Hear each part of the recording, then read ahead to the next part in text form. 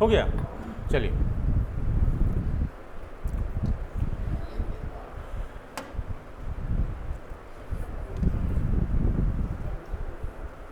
और इसके पहले क्लासेज आप लोग देखते हैं ना सागर पर? नहीं, ये नए लोग तो सागर एकेडमी इलाहाबाद पे जाकर फिर प्ले लिस्ट में देख लीजिएगा, तो पहले क्लासेज आपको मिल जाएगी। इससे ये रहता है कि जो भी सीआरपीसी क्लासेज चली हैं वो आपको मिल जाएंगी। क्या ये मेरे ख्याल से 18 से स्टार्ट हुई ना? 18 से, हाँ 18, ठीक है। लेकिन 18-19 को शायद ऑनलाइन नहीं था और 20 से ऑनलाइन चल रहा है, ठीक है। क्या आप लोगों को पढ़ाया गया था? हो गया था, हो गया था समाप्त। बोलो जी, कह रहे हैं कि हो गया था समाप्त, हो गया था समाप्त।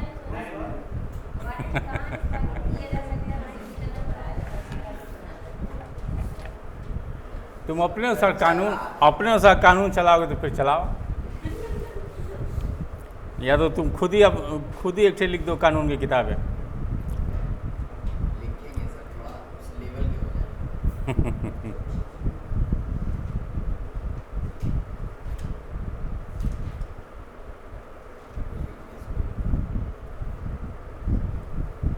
देखो, हमने ये कहा था कि गिरफ्तारी या अरेस्ट वारंट, गिरफ्तारी का वारंट के निष्पादन के बारे में हमने आपसे बात किया था कि इसको कैसे आप एग्जीक्यूट करेंगे, ठीक है। इसका एग्जीक्यूशन कैसे होगा इसके बारे में आपको हमने बताया था। तो इसके संदर्भ में हमने दो बातें की थी। एक तो उस जो मजिस्ट्रेट वारंट निकालता है, अरेस्ट वारंट निकालता है, उसके क्षेत्राधिकार में अगर वो अभियुक्त है, वो एक्यूज्ड जो है वो किसके क्षेत्राधिकार में रह रहा है? उस मजिस्ट्रेट के, जिस मजिस्ट्रेट ने उस वारंट को निकाला है, ठीक है। तो हमने ये कहा था कि अगर उसके अपने क्षेत्राधिकार में है, एक तो अपने क्षेत्राधिकार वाली बात हमने किया। दूसरा, मान लो कि अभियुक्त जो है वो किसी अन्य मजिस्ट्रेट के क्षेत्राधिकार में चला गया है, ठीक है। फिर हमने ये कहा कि अगर वो अन्य किसी क्षेत्राधिकार में वो अभियुक्त चला गया है तो दोनों स्थिति में वारंट का एग्जीक्यूशन कैसे किया जाएगा, उसका निष्पादन कैसे किया जाएगा, ठीक है। अपने क्षेत्र के स्थिति में हमने आपसे कहा कि दो परिस्थितियां बन सकती हैं।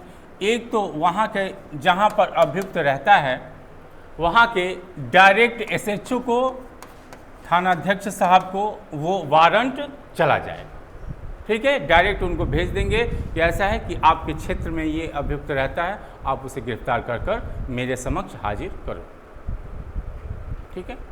दूसरी स्थिति ये हो सकती है कि अगर आपको मालूम नहीं कि वो किस थाने के अंतर्गत रह रहा है, लेकिन आपको मालूम है कि इसी ज़िले में है, तो आप भेज सकते हैं किसको?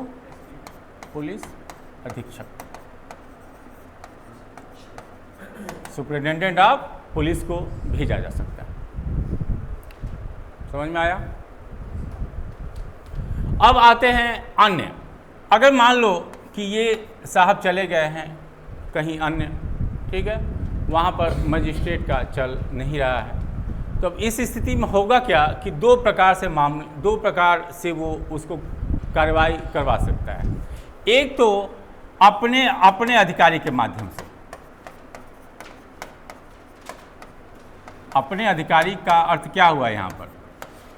अपने अधिकारी का अर्थ ये हुआ कि जिस थाना में अभियुक्त रहता है, ठीक है, जिस थाना में अभियुक्त रहता है, अगर वहाँ पर उसका मान लो कि निवास स्थान है, लेकिन वो भाग गया है कहीं और किसी और डिस्ट्रिक्ट में चला गया है, इलाहाबाद का है और वो निकल गया कहाँ? प्रतापगढ़, तो प्रतापगढ़ तो इसका चलेगा नहीं। तो दो स्थिति हो सकती है, या तो वो खुद अपने जो जैसे जिस थाने में उसका आवास है उस थाने के थानाध्यक्ष को वो वारंट भेज सकता है। ठीक है, कह सकता है कि आप उस अधिकारी को, भाई देखिए कभी भी गिरफ्तारी वारंट जारी होता है तो ये मजिस्ट्रेट के विवेक के ऊपर है कि वो चाहे तो उस पर्टिकुलर ज़िले में ज़िले के अधिकारियों को वारंट भेज सकता है या अपने थाने के या अपने क्षेत्राधिकार के अंतर्गत आने वाले किसी भी पुलिस अधिकारी को वारंट भेज देगा और उस पुलिस अधिकारी की ड्यूटी रहेगी कि भारत में कहीं भी वो अभियुक्त हो उसका पीछा कर सकता है। ठीक है, या तो वो अपने अधिकारी को देगा या तो उस ज़िले में जहाँ पर वो अभियुक्त रह रहा है वहाँ पर वो डायरेक्ट भेज दे। ठीक है, तो अगर उसका अपना कोई अधिकारी है तो उससे वो वारंट इशू कर देगा। नहीं भाई, पुलिस अधीक्षक के जिम्मे यही काम है क्या कि वो जाकर और ज़िले में किसी पुलिस अधिकारी को एसआई को भेज सकता है। ठीक है, तो वो कुल मिलाकर देखिए हमने आपसे यही कहा था कि अभियुक्त जिस थाने में रह रहा है, मान लो कौन सा मजिस्ट्रेट भेजेगा गिरफ्तारी का वारंट, जिसको जांच और विचारण की क्षमता रहेगी और उसी जांच और विचारण का जो उसका जुरिडिक्शन है वही जुरिडिक्शन थाना का भी होना चाहिए, तभी तो भेजेगा। भाई हमने ये कहा कि मान लो कि जेएम है, जुडिशियल मजिस्ट्रेट, इसका ये जुरिडिक्शन है कि आपको सिक्योरिटी देखना है, आपको कर्नलगंज देखना है। ठीक है, इस जेएम को दे दिया। कचहरी में जाएंगे तो यही सब होता है कि ये थाना आप देखेंगे। तो अब सिक्योरिटी में अपराध हो तो सिक्योरिटी थानाध्यक्ष को भी वो भेजेगा, अगर कर्नलगंज में हो तो किसको भेजेगा? कर्नलगंज थानागंज, बस काम खत्म। ठीक है, तो अगर अभियुक्त सिक्योरिटी का है तो वो सिक्योरिटी थानाध्यक्ष को वो वारंट भेज देगा, कर्नलगंज का है तो कर्नलगंज को भेज देगा कि तुम जाओ, तुम्हारे क्षेत्र में वो अभियुक्त रहता है, अब वो कहीं हो उसको पकड़ कर लाओ। ठीक है, तो अब वारंट किसी अधिकारी को, इनमें से किसी को भी वो भेज सकता है, फिर वो अधिकारी जहां वो अभियुक्त उसके सूचना में रहता है कि इस थाना के अंतर्गत वो रह रहा है, तो अब ये जो अधिकारी है, ठीक, अब इसकी स्थिति ये रहेगी कि वो वहाँ पर जाएगा और जहाँ पर उसे सूचना मिली है कि वो अभियुक्त इस थाने में रह रहा है, ठीक है, दूसरे ज़िले, तो उस ज़िले के मान लो कि ये अन्य ज़िला है।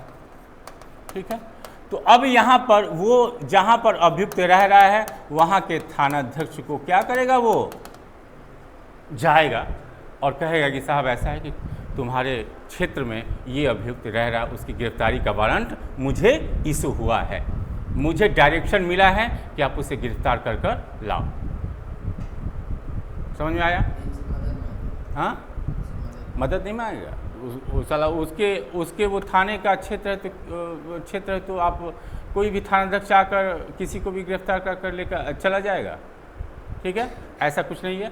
जिसका थाना है उस थाने में आप जाएंगे और कहेंगे कि आपके थाने में ये जिसके विरुद्ध अरेस्ट वारंट जारी हुआ है उसकी आवश्यकता मुझे है। ठीक है, या वो किसी भी कार्यपालक मजिस्ट्रेट, एग्जीक्यूटिव मजिस्ट्रेट, कार्यपालक मजिस्ट्रेट, ठीक है, या तो थानाध्यक्ष या तो कोई भी कार्यपालक मजिस्ट्रेट से वो पृष्ठांकन करवा सकता है। ठीक है,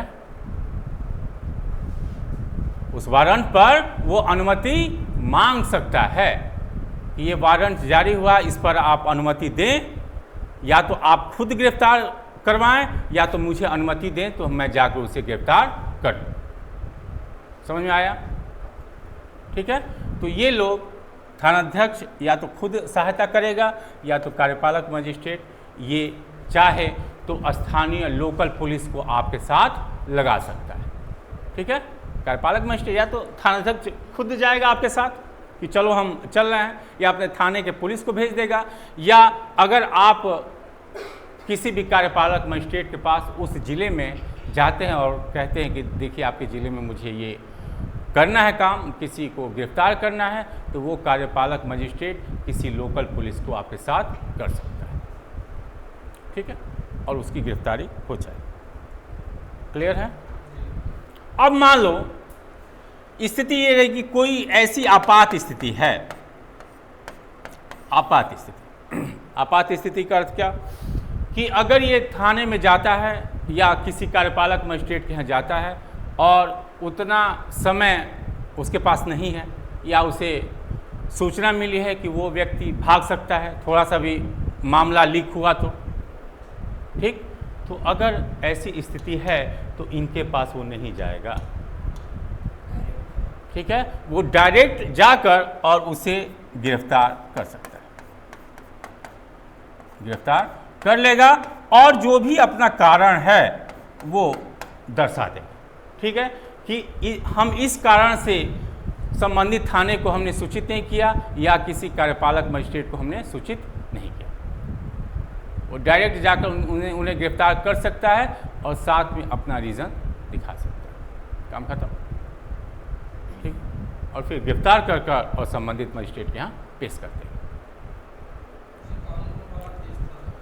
कानपुर वाला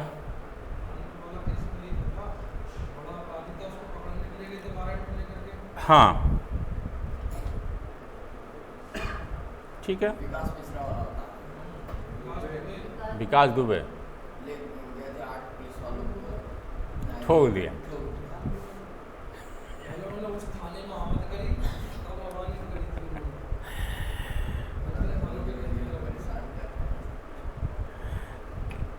तुम्हें पुलिस वालों से तुम्हारी दुश्मनी है, बड़ा खुश होकर अरे सर ठोक दिया आठ को। पुलिस के प्रति हमदर्दी नहीं है इसके अंदर। बेचारे ये आप नहीं कह बताइए सर कितना दुर्दांत था, कह रहे अरे सर ठोक दिया 8 को। सहानुभूति रखी। नहीं, एक बात बता दे, किसी भी सिस्टम में बुराइयां होती है। क्या आपके न्यायपालिका में बुराइयां नहीं हैं? न्यायपालिका में बुराइयां नहीं हैं कि आप सिर्फ पुलिस में बुराइयां आप देख रहे हैं? किस डिपार्टमेंट में बुराइयां नहीं है? सबसे ज़्यादा भ्रष्ट डिपार्टमेंट देखा जाए तो एजुकेशन है। एजुकेशन डिपार्टमेंट आज जितनी बड़ी बड़ी कोचिंगें खुली हैं सब में ब्लैक मनी। सरकार अब जा रही है करवाने ऑडिट अब करवाने सरकार जा रही। कहाँ से आया पैसा इतना बताओ? 200 रुपये आपको एसी रूम प्रोवाइड किया जा रहा है, 200 रुपये में पूरा कोर्स आप पढ़िए।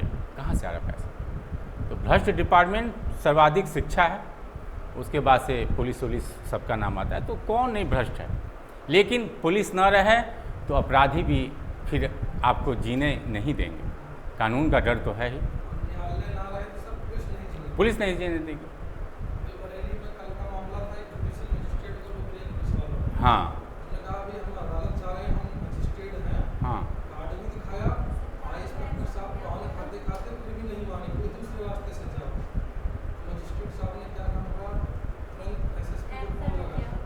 हाँ एक्शन क्या, बहुत गंभीर मामला है। आप इवन मजिस्ट्रेट की ऐसी तैसी, आप किसी वकील को आप रोक नहीं सकते। एक बार इलाहाबाद में उस समय के एसएसपी थे कौन, ब्रिजलाल थे ना, शायद ब्रिजलाल थे, एसएसपी थे। और उस समय मुलायम सिंह यादव उस समय थे चीफ मिनिस्टर, आने वाले थे बाई रोड। हाई कोर्ट का पूरा रास्ता इन्होंने, पुलिस वालों ने बैरिकेडिंग कर दिया, जाम कर दिया। तो यहीं के अब तो चले गए दयाशंकर मिश्रा जी थे सीनियर एडवोकेट, वो हिंदी में ही करते थे हाई कोर्ट में बहस, जिसको सुनना है सुने, नहीं सुनना है मत सुने। बहुत दमदार। उनकी गाड़ी को पुलिस वालों ने रोक लिया, कहा कि सर यहाँ से प्लीज़ आप चले जाइए पैदल, और बैरिकेडिंग है, मुख्यमंत्री जी आने वाले हैं। दयाशंकर मिश्रा कहा कि नहीं हम जाएंगे, गाड़ी मेरी हाई कोर्ट तक जाएगी, मुख्यमंत्री आए चाहे राष्ट्रपति आए, न्यायिक कार्य है, भाई हमारा लगा हुआ केस, अगर हम जाएंगे तो कोर्ट हमको वो कर देगा, कास्ट वो कर देगा, लगा देगा कि वकील साहब कहाँ आप थे, क्या हम कहेंगे। नहीं माने, जब चले तो गए वो पैदल, लेकिन बार में जाकर उन्होंने सूचना दे दिया। और इलाहाबाद का बार पूरे देश में सबसे मजबूत बार है, बहुत मजबूत बार है यहाँ का यहाँ के वकीलों से लगना किसी की बस की बात नहीं, बहुत मजबूत बार में चले गए, पूरा बार बाहर निकल आए। और फिर पुलिस और वकीलों में खूब लड़ाई, ज़बरदस्त लड़ाई। एसएसपी का भी सर फूटा, कई वकीलों को भी चोट लगा। फिर हाई कोर्ट कि का फुल बेंच, सारे जजेज एक साथ बैठे और फिर उन्होंने ये आदेश दिया कि हाई कोर्ट की दूर दूर तक कहीं भी बैरिकेटिंग नहीं होनी चाहिए, चाहे वो राष्ट्रपति आए चाहे कोई भी आए। उसके बाद से बैरिकेटिंग की प्रथा लगभग समाप्त हो। फिर जिसको आना है हवाई जहाज से आओ, पुलिस लाइन में उतरो और जाओ। आप न्यायिक कार्य में आप बाधा नहीं दे सकते। मजिस्ट्रेट है, आपने उसका रास्ता कैसे आपने रोका? गुजरात में यही हुआ था। हाँ, आप न्यायिक अधिकारियों को, चाहे वो वकील हो चाहे कोई भी हो, अगर वो न्याय 10 मिनट लेट हो गई थी, लेटी वकील थी। हाँ, उन्होंने कहा कि सर मैं लेट हो गई, मुझे सुन लिया जाए। लेट क्यों? सर मैं ट्रैफिक में फंस गई, ट्रैफिक काफी था। बोले एसपी ट्रैफिक को बुलाओ, तुरंत बुलाओ, तुरंत बुलाओ। पिछली ये साल का ही मामला था। वकीलों का यही है दम, पावर है, पावर है भाई। न्यायिक मजिस्ट्रेट क्या हुआ? गुजरात वाले कांड में यही हुआ कि एक पुलिस अधिकारी को मजिस्ट्रेट से हल्की फुल्की दुश्मनी हो गई। अब उसको पता नहीं कैसे, या तो ज़बरदस्ती इन्होंने शराब पिलाया था और उसको हथकड़ी लगा कर अरेस्ट कर लेकर पुलिस चली गई, मामला कुछ दिखाकर कि ये शराब पिए थे या जो भी है। उसके बाद से वहाँ के हाई कोर्ट ने जो लिया, सुप्रीम कोर्ट ने सबको तलब किया और कहा कि ऐसा है कि किसी भी न्यायिक अधिकारी को अरेस्ट करने से पहले आप संबंधित हाई कोर्ट को आप सूचना देंगे कि किस आधार पर आपने अरेस्ट वो किया है। अरेस्ट, ऐसा न्यायिक अधिकारी को आप अरेस्ट कर ही नहीं सकते। अब बहुत ज़बरदस्त वो मामला चला था, सुप्रीम कोर्ट ने इस पर काफ़ी एक्शन लिया था। और सुप्रीम कोर्ट बोल दे तो लोगों की, अगर बोल दे कि सबको खड़े होना है, मुख्यमंत्री से लगाए प्रधानमंत्री तक खड़े होना है भाई साहब, ये है न्यायपालिका का दम। देखते हो 5 जज पूरे देश के कानून को वो करते हैं, कहते हैं ये नहीं ये होगा। अब तुम बोलो क्या तुम करोगे? ऐसे नहीं आप लोग जज बनेंगे तो मुस्कुराएंगे कि अब आपके कोर्ट में प्रधानमंत्री भी जाएगा तो भाई डीएम है या जिले का जो डीआईजी साहब हैं, चाहे जो भी हो, डीजी हो, तो उसके भी ऑफिस में मुख्यमंत्री जाता है तो डीजी साहब खड़े हो जाते हैं। उनकी औकात नहीं है, वो क्या बोलते हैं कि मुख्यमंत्री के सामने बैठ जाएं, भले वो प्रदेश के सर्वोच्च अधिकारी हैं। लेकिन अगर आप जूनियर डिवीज़न के मजिस्ट्रेट हैं, आपकी औकात कुछ नहीं है, लेकिन आप हमेशा ऊपर बैठे रहेंगे। प्रधानमंत्री चाहे राष्ट्रपति कोई या आपके नीचे ही वो खड़ा, ये नहीं कहेगा कि तुम उतर जाओ, हमको तुम अब बैठने दो। ये है पावर। आप अपने कोर्ट के क्या हैं? राजा हैं। ये है प्रोटोकॉल न्यायपालिका।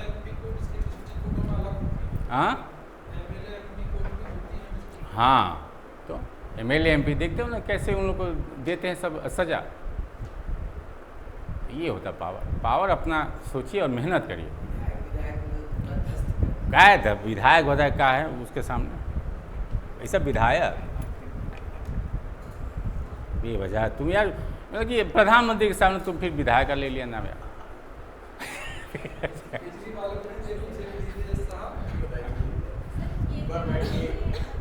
क्या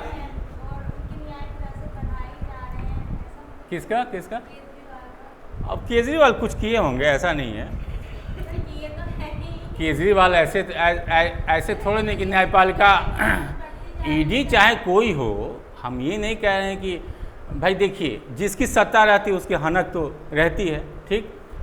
बात ये कि सबके आंचल, सबके जो कपड़े हैं उस पर कालिक तो लगा हुआ है। कोई नेता बिना कालिक का वो नेता बन ही नहीं सकता, चाहे वो किसी भी पार्टी का हो। कालिक तो लगा हुआ है, लेकिन जिसकी सत्ता है वो अपना कालिक बचाए हुए है और दूसरे कालिक पर वो कर, यही होता है।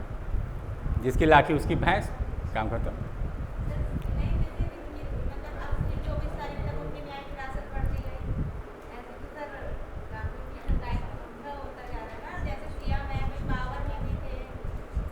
केजरीवाल बेचारे क्या करें, तो अन्ना साहब का बेचारा, अन्ना साहब का पूरा देश दुरुपयोग कर उसके बाद से निकल गए थे, ठीक है। तो ये अगर आपात स्थिति है तो वो उसे जाकर वो गिरफ्तार कर सकता है, उसका रीज़न दिखा देगा, ठीक है। अन्य डिस्ट्रिक्ट में, ठीक है, थानाध्यक्ष वो। इसके अलावा अगर किसी अन्य क्षेत्राधिकार का मामला है, ठीक है, तो या तो हमने पहले ही कहा था कि अपने अधिकारी को भेजेगा, या वो जो मजिस्ट्रेट है जिसने गिरफ्तारी का वारंट जारी किया है, अरेस्ट वारंट जारी किया है, वो उस जिले के उस जिले के 3 लोगों को वो डायरेक्ट भेज सकता है सम्मन, या तो किसी एग्जीक्यूटिव मजिस्ट्रेट को, किसी कार्यपालक मजिस्ट्रेट को भेज सकता है, ठीक, या वहाँ के पुलिस अधीक्षक को भेज सकता है डायरेक्ट, अपने अधिकारी को न भेजकर डायरेक्ट वो अरेस्ट वारंट उनको भेज सकता है। इसके अलावा वो पुलिस आयुक्त को भी भेज सकता है। जैसे कि इलाहाबाद में क्या है, पुलिस आयुक्त प्रणाली है, ठीक है, तो इलाहाबाद में भेजना होगा तो डायरेक्ट पुलिस कमिश्नर को भेज देगा अरेस्ट वारंट। और अब इनकी जिम्मेदारी बन जाएगी कि उस व्यक्ति को गिरफ्तार करें, या अगर मजिस्ट्रेट के वारंट में धारा 71 के तहत क्या ले सकता है वो, जमानत, ठीक है। अगर वारंट में पहले से है, वारंट में पहले से अगर ये तय है कि वारंट में जो शर्तें हैं उन कंडीशन का पालन अगर अभियुक्त करता है तो उसे जमानत पर छोड़ देना, ठीक है। बताए थे आप लोगों को कल हम 71 के अंतर्गत सिक्योरिटी लेने का राइट मजिस्ट्रेट दे सकता है, जो व्यक्ति गिरफ्तार करने वाला। तो वही स्थिति इनके लिए भी हो सकती है, इनको भी दिया जा सकता है कि आप अगर अभियुक्त ने इस प्रकार का अपराध किया है और अगर हमारे वारंट में जो शर्तें हैं, जो कंडीशन है, उतने जमानती या उतना सिक्योर मनी या उतने का बॉन्ड अगर वो जमा कर देता है तो तुम जमानत पर छोड़ देना, अन्यथा इनको गिरफ्तार करके मेरे उसमें कोर्ट में पेश कर दिया जाए, ठीक है।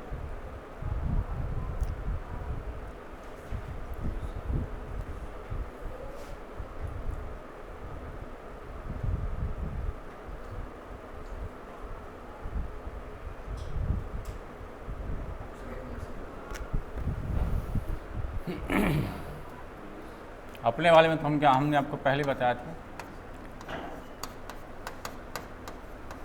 इसको बना लो तो दिमाग में रहेगा। और ये पुलिस अधीक्षक,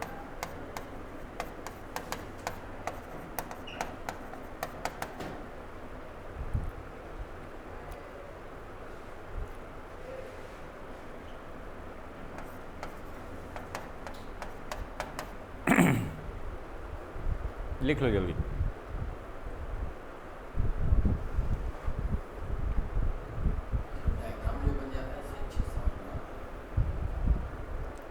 अब तुम्हें समझ में आया तो अच्छी बात है, लेकिन तुम पूछा जाता है तो हमको तो नहीं आता है तुमको कि तुम मेहनत करो, बता दे रहे हैं। अगर सपने हैं कि एसडीएम तुम्हारे सामने सैल्यूट मारे, क्योंकि प्रोटोकॉल में तुम ऊपर रहोगे एसडीएम से, याद तुम रखना, प्रोटोकॉल में ऊपर ही रहोगे। जूनियर डिवीज़न ये प्रोटोकॉल में ऊपर रहता है एसडीएम के भी।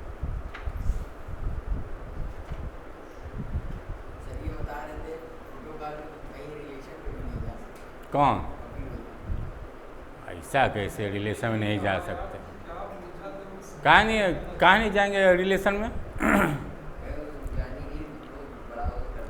नहीं, ऐसा नहीं। हमारे हैं छोटे, हमारे बहनोई साहब हैं, तो हम लोग साथ ही दिए थे एग्ज़ाम, तो हमारा नहीं हो पाया एडीजे में, वो हो गए एडीजे। तो क्या हमारे वो शादी में डांस करने से उनको मना कोई वो कर देगा? नाचे थे खूब। ऐसा कुछ भी नहीं। जज हो चाहे कलेक्टर हो, नाचेगा इस अपने उसके। हाँ, तो वही तो गए। तो ये तुमको रिलेशन में कि नहीं हुआ? रिलेशन नहीं, पब्लिक कहीं। अब ये नहीं कि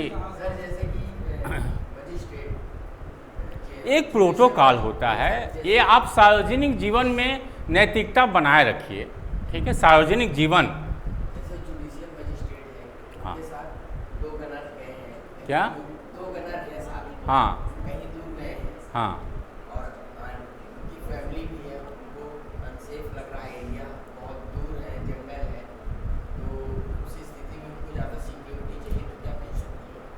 क्यों नहीं मिलेगी? क्यों नहीं मिलेगी? अगर वो न्यायिक अधिकारी है, कहीं वो दूर गया है, अगर वो असुरक्षित है तो वो संबंधित थाने को तुरंत इन्फॉर्म करेगा और तुरंत आपके आगे आगे वो पायलट वाली गाड़ी लगा देगा। अरे इज्जत रहती है, आप कम से कम आओ तो। वो छोड़ो, हाई कोर्ट का अगर बढ़िया वकील है, वो अगर थाने पर कह दे कि आपके थाने में मुझे असुरक्षा है, तो वो तुरंत लगा देगा गाड़ी। आम आदमी का कोई पूछताछ नहीं है। बाकी वकील हैं तब भी आपका धमक है, ऐसा नहीं है। वकालत आप करिए तो देखिए धमक क्या मौके होती है, ऐसा नहीं। लेकिन आप कानून जानते रहिए, ये नहीं कि FIR लिखवाने गए और थानाध्यक्ष का पैर पकड़ लिए। कहिए कि मैं हाई कोर्ट से आया हूँ, मैं लोअर कोर्ट से आया हूँ, लिखिए FIR। और क्यों नहीं आप लिख रहे हैं बताइए आप मुझे, धमक दिखाइए थाने में, ठीक है? यस, हिचकिचाहट नहीं। इसी वजह से आप लोग से कहते हैं कि बोलने की आदत आप लोग डालिए, ठीक है? तो इस स्थिति में अब ये तो भाई ठीक है, ये सीधे गिरफ्तार करेंगे और ले जाकर कोर्ट में पेश कर देंगे, अपना है मामला इनका, ठीक। अब इनके संदर्भ में थोड़ी सी व्याख्या आप देख लीजिए। अगर किसी अन्य थाने का मामला है तो इसे सामान्य भाषा में जो अन्य थानों में अन्य जिलों में जो गिरफ्तारियां होती हैं और उनको सुपुर्द किया जाता है संबंधित मजिस्ट्रेट के यहाँ, तो इसको सामान्य भाषा में क्या कहा जाता है? ट्रांजिट रिमांड, ठीक है? लिख लीजिए, ट्रांजिट रिमांड। अन्य जिले के क्षेत्राधिकार से अगर अभियुक्त को उस संबंधित मजिस्ट्रेट के यहाँ भेजा जाता है तो उसे ट्रांजिट रिमांड कहा जाता है।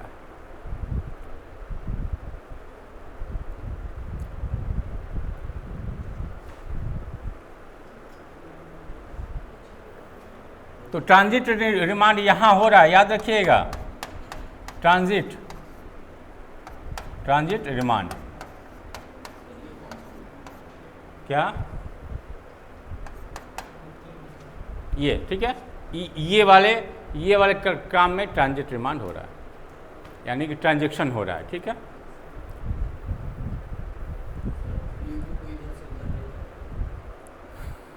अरे भाई, उस मजिस्ट्रेट के यहाँ तो आप लेकर जाएंगे ना अभियुक्त को। हाँ, एक जिले से दूसरे जिले में ट्रांसफ़र करना, ट्रांजिट करना एक सामान्य भाषा है, वकीलों की भाषा है।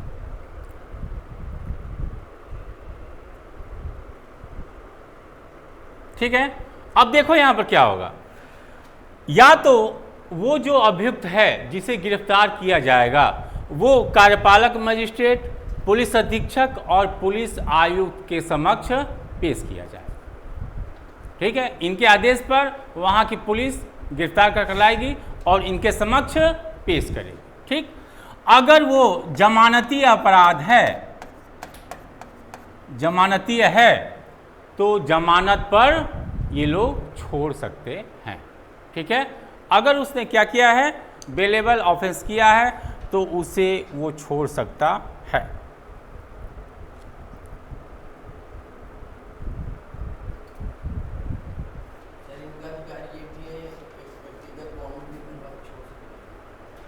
क्या है जमानत भाई? जमानत क्या है? जमानत में पर्सनल बॉन्ड भी भरवाया जाता है। मान लो कि ये बेचारा निर्धन है, पैसा रुपया है नहीं, जमानती इसके पास है नहीं, तो क्यों नहीं वो भरवा सकता है? या उसे इन अधिकारियों को लगता है कि अरे ये तो MLA साहब हैं, ठीक। अब MLA साहब को भागने की संभावना कम रहती है ना, नहीं रहेगी। या इनके विरुद्ध इस प्रकार का मामला नहीं है कि इनसे जमानती लिया जाए या फिर 1 लाख रुपए इनसे बॉन्ड भरवाया जाए, ठीक। पर्सनल बॉन्ड पर भी छोड़ सकता है, इनको राइट है, ठीक है भाई। ये भी हैं, इनको भी राइट दिया गया ना, पुलिस अधिकारी है, ये कार्यपालक मजिस्ट्रेट है, ये तो पुलिस अधिकारी है ही, साथ में मजिस्ट्रेट की शक्ति मिली है आयुक्त को, तो ये लोग कर सकते हैं ऐसा। अगर जिस अभियुक्त को चाहिए कोर्ट को, वो अगर जमानती अपराध किया है तो उसे जमानत पर छोड़ सकते हैं और जमानत के कागज उस कोर्ट को भेजा जा सकता है, क्यों नहीं? समझ में आ रहा है ना, ठीक है। तो वो भेज दिया जाएगा और कह दिया जाएगा कि साहब उसे हमने गिरफ्तार किया था, उसने जमानती अपराध किया है और जमानत पर हमने छोड़ दिया, ठीक।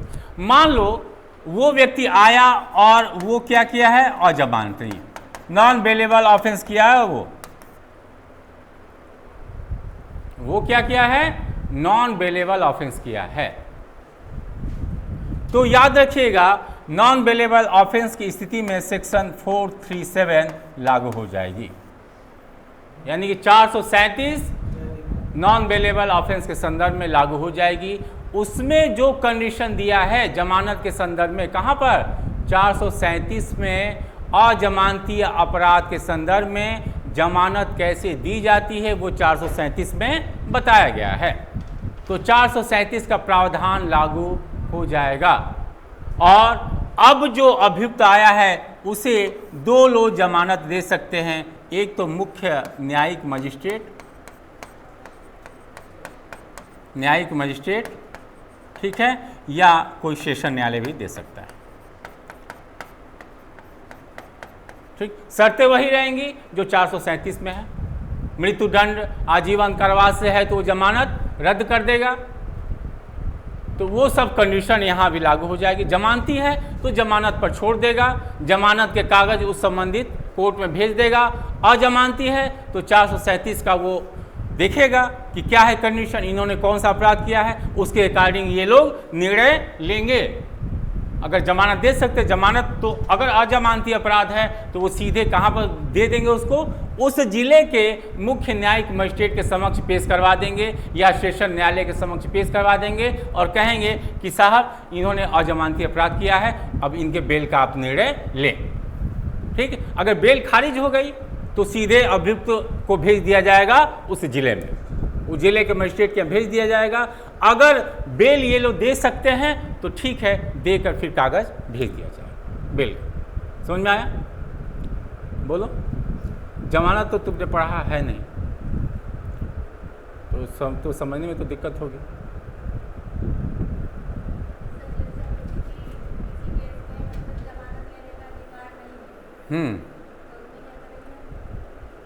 जमान क्या?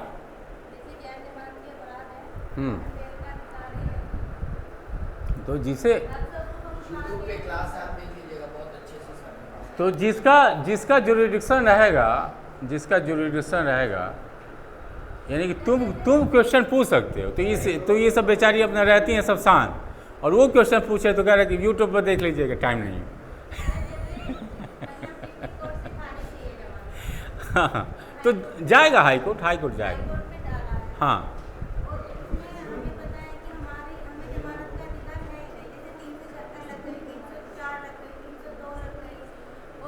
जमानत का अधिकार क्यों नहीं है भाई? जमानत का अधिकार नहीं है, लेकिन हाई कोर्ट को तो ये विवेकाधिकार है। आप कितना भी गंभीर आप अपराध किए हैं, आप हाई कोर्ट जाइए जमानत के लिए। हाई कोर्ट को विशेष शक्तियां प्राप्त हैं, 439 के तहत भी शक्तियां प्राप्त है। इसके अलावा 482 में विशेष शक्ति प्राप्त है उसे। क्या? ST/SC वाला? हाँ, तो ST/SC में देखो, पहली बार तो तुमने उसमें 2 तुमने क्वेश्चन किया, कहा कि सर इसमें वकील साहब लोग बता रहे हैं कि जमानत खारिज हो गया तो अपील होगी। अपील हमेशा याद रखना, सुनो मेरी बात, शब्दों पर ध्यान दो। अगर जमानत उनकी खारिज हो गई तो आप हाई कोर्ट में आप वो करो ना, आवेदन दो, एप्लीकेशन दो। अपील नहीं होती, अपील कभी भी किसकी होती है? सेंटेंस की होती है, दंडादेश की होती है, याद रखना। और जमानत खारिज करना ये दंडादेश नहीं होता है। हाँ, अपील नहीं होती, अपील नहीं,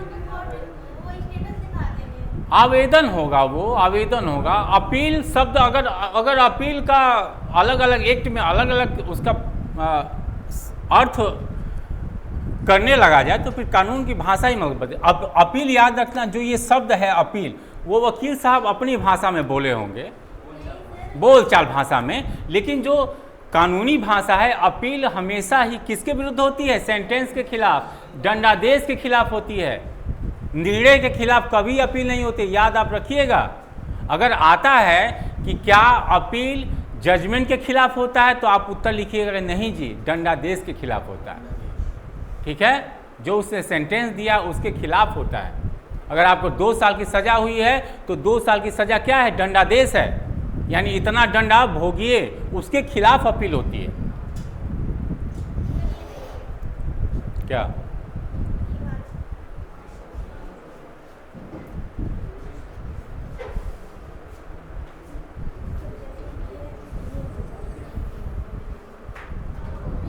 क्रिमिनल अपील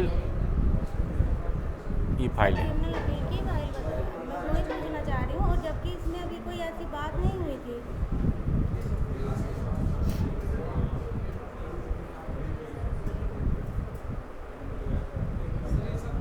ये किस पर्पज से डाला है मुझे ये समझना है, क्योंकि अच्छा चलो इसको हम इसको मुझे भेज देना, ठीक है, देखते हैं।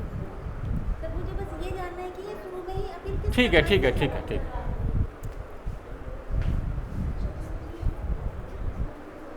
ठीक है।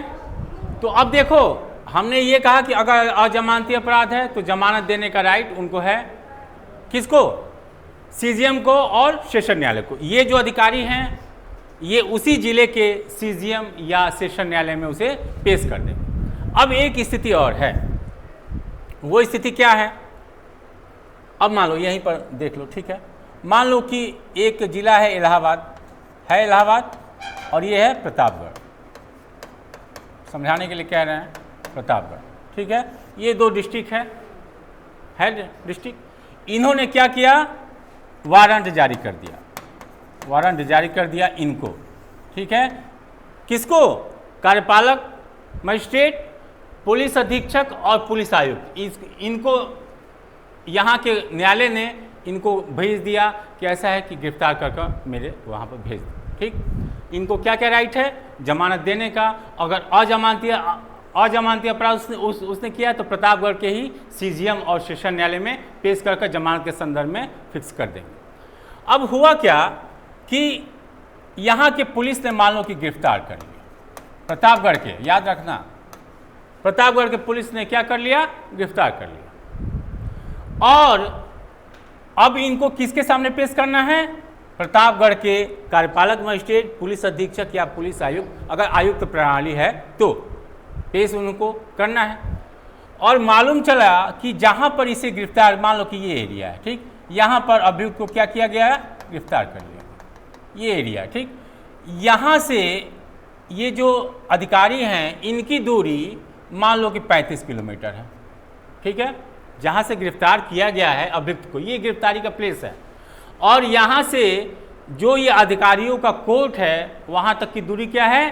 35 किलोमीटर, ठीक। और जिस कोर्ट ने इलाहाबाद के जिस कोर्ट ने गिरफ्तारी का वारंट जारी किया है, ये जो दूरी है ये 30 किलोमीटर के अंदर है, 30 किलोमीटर के अंदर है, ठीक है। ये दूरी 30 जिस स्थान से अभियुक्त को गिरफ्तार किया गया है उसकी दूरी संबंधित मजिस्ट्रेट, कौन मजिस्ट्रेट? जिसने गिरफ्तारी वारंट जारी किया है, वो दूरी मात्र 30 किलोमीटर के अंदर है। और इनकी जो दूरी है, इन अधिकारियों की ये जो दूरी है वो अधिक है, ठीक। तो ये जो पुलिस है यहाँ पर न लाकर डायरेक्ट यहाँ पर पेश कर दे, अगर वो एरिया क्या है? 30 किलोमीटर के अंदर है। ये क्वेश्चन आता है, ठीक है। इसे ही ट्रांजिट रिमांड कहा जाता है, ठीक है।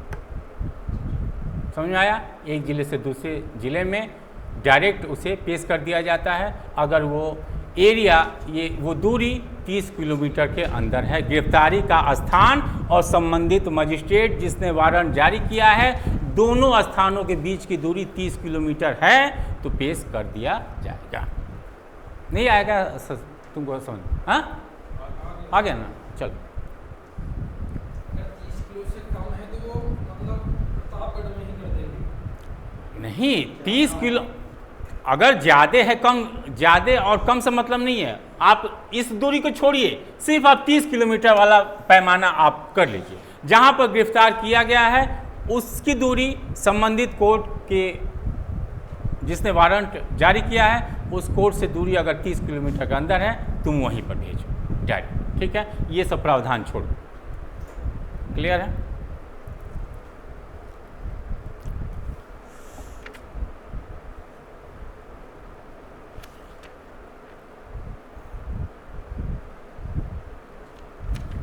समझ में आ गया?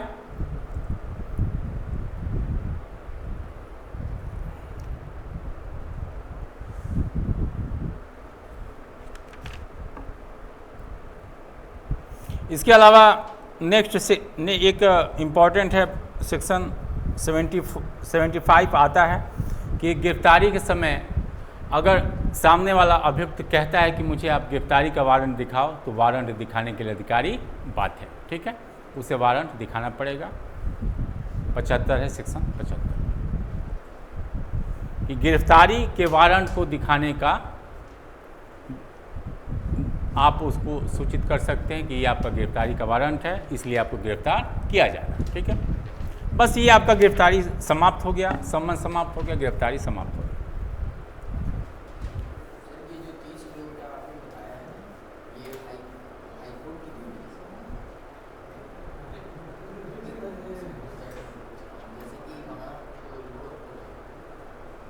कहाँ है लोअर कोर्ट? कहाँ लोअर का? इलाहाबाद में लोअर कोर्ट है कि नहीं ये बता, पहले तुम इसी का जवाब दो। तब तो हाई कोर्ट में कहाँ को पेश वो होगा? गिरफ्तारी का वारंट जारी किया है यहाँ के मजिस्ट्रेट ने, और हाई कोर्ट के पास इतना है क्या समय, ये बताओ। हाँ, उस कोर्ट से दूरी, अरेस्ट वाले प्लेस से दूरी, उस कोर्ट ने, जिस कोर्ट ने गिरफ्तारी का वारंट जारी किया है, उस कोर्ट से दूरी 30 किलोमीटर के अंदर है, तो तुम डायरेक्ट वहीं पर लाओ। ठीक है, मामला किसी भी डिस्ट्रिक्ट का हो, उससे कोई मतलब नहीं। Yes, transit remand.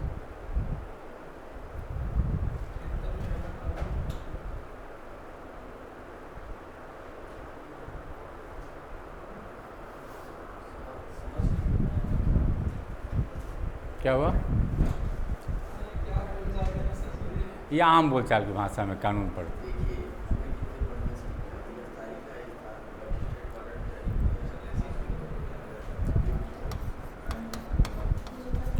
तो सामान्य अवस्था हमने आपको कंप्लीट कर दिया। क्या क्या आपको पढ़ाया? सम्मन अभियुक्त को पेश करने के लिए पहले इनके साथ इज्जत से पेश आइए, और इज्जत से नहीं पेश आता है तो आप गिरफ्तार कर लीजिए। बस 2 प्रकार से ये सामान्य स्थिति हो गई। ठीक है, आपको सम्मन से बुलाया गया, आप नहीं आए, गिरफ्तारी का वारंट जारी हो गया। तो है तो यहाँ पर गिरफ्तारी वारंट। अरे भाई, वारंट किस लिए आपके विरुद्ध जारी हुआ है? किस लिए जारी हुआ है? हाँ, बस इसी तो कहा जाता है अरेस्ट वारंट, गिरफ्तारी वारंट या अरेस्ट वारंट।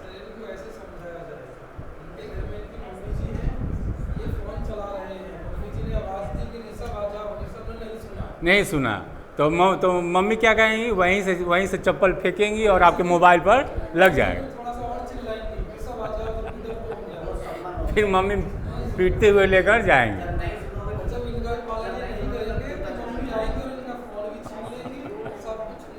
पीटेंगे भी,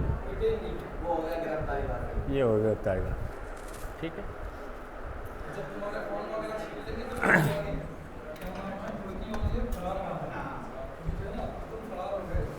अब आता है इनको, अब उपस्थित होने के लिए इनका प्रेजेंस कोर्ट के समक्ष हो, इसके लिए अब नेक्स्ट है क्या? 2 प्रकार के मामले। उद्घोषणा, जिसे क्या कहा जाता है इंग्लिश में? प्रोक्लेमेशन, और साथ में अटैचमेंट या हिंदी में कुर्की। ठीक है, प्रोक्लेमेशन हो जाएगा और आपको कुर्की हो जाएगी।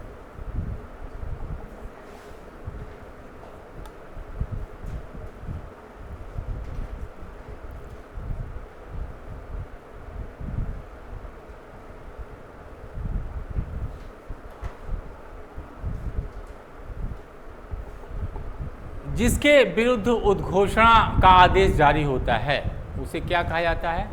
Proclaimed offender. ठीक, भागा हुआ फरारी व्यक्ति या प्रोक्लेम्ड ऑफेंडर, उस व्यक्ति को कहना कोर्ट न्याय की भाषा में उसे प्रोक्लेम्ड ऑफेंडर कहा जाता है। उद्घोषित अपराधी या उद्घोषित व्यक्ति, ठीक है, जिसके खिलाफ उद्घोषणा जारी होती है।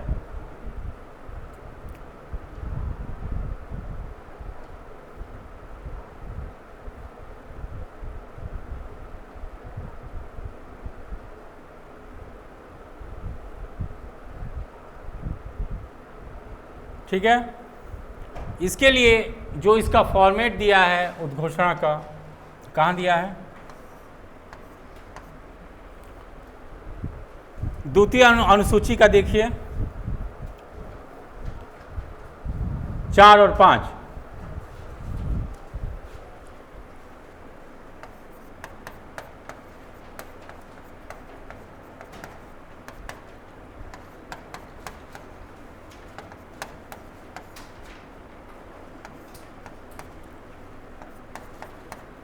द्वितीय अनुसूची देखिए, प्रारूप संख्या 4 अभियुक्त के संदर्भ में, साक्षी के संदर्भ में प्रारूप संख्या 5।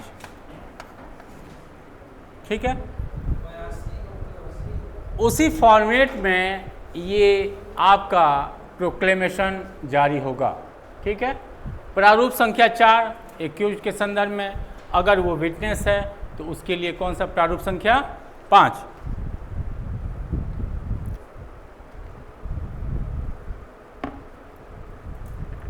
ठीक है, उद्घोषणा जारी क्यों होती है?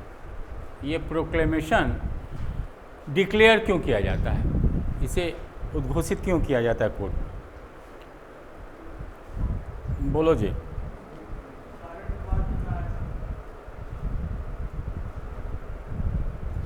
देखो, उद्घोषणा जारी होने का कारण ये है कि वो अभियुक्त जो है या साक्षी वो क्या है? फरार है। ठीक, या वो वारंट से क्या करना चाह रहा है? बचना चाह रहा है। ठीक है, और उसका वो पालन करने का इच्छुक नहीं है। ठीक है, फरारी का इंग्लिश है ना मालूम तुमको? एब्सकॉन्ड। है,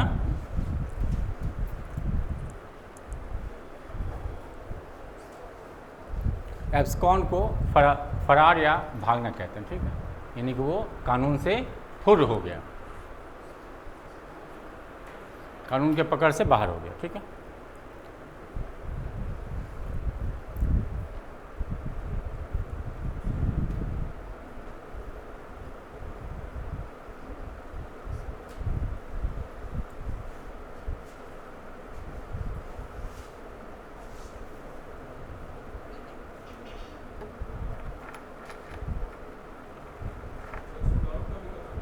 क्या shoot out? Shoot out generally वहाँ होता है। देखिए, न्यायालय कभी शूट आउट का प्रावधान नहीं करता। ठीक है, न्यायालय आपको आदेश नहीं देता। हमने आपको पहले ही कहा था कि शूट आउट पुलिस अपना डिफेंस लेने के लिए 2 बातें करती है। एक तो प्राइवेट, ठीक है, प्राइवेट प्रतिरक्षा का अधिकार जो आपको दिया गया है, सेल्फ डिफेंस का। ठीक है, तो सेल्फ डिफेंस में क्या पुलिस दिखाती है कि अभियुक्त को जब पहली बात वो मारती है गोली और उसके हाथ में क्या पकड़ा देती है? कट्टा। कहती है कि पहले फायर इसने किया है, तब जाकर हम लोग ने अपने जान बचाने के चक्कर में इसको फायर कर दिया। ठीक, दूसरा शूट आउट क्या होता है कि अगर आप गिरफ्तारी का वारंट जारी कोर्ट ने कर दिया, ठीक है, और अभियुक्त जो है वो बहुत गंभीर अपराधी है, उस पर मृत्युदंड से आरोपित कई अपराध उस पर लादे गए हैं पहले से, तो अगर वो व्यक्ति पुलिस को देखते ही भागता है तो रूल ये है कि आप गिरफ्तारी के लिए ही उसे गोली चलाइए, गिरफ्तार करने के लिए। तो जनरली लोग चाहते हैं कि पैर पर हम गोली मार दें, गिर जाए, लेकिन अगर गोली लग गई ही तो क्या इसके लिए किया जाए? ठीक है, तो यही 2 मामलों में शूट आउट। बाकी कोर्ट कोई भी आपको कोर्ट अरेस्ट वारंट जारी करती है, शूट आउट के लिए नहीं करती। लग गई और क्या?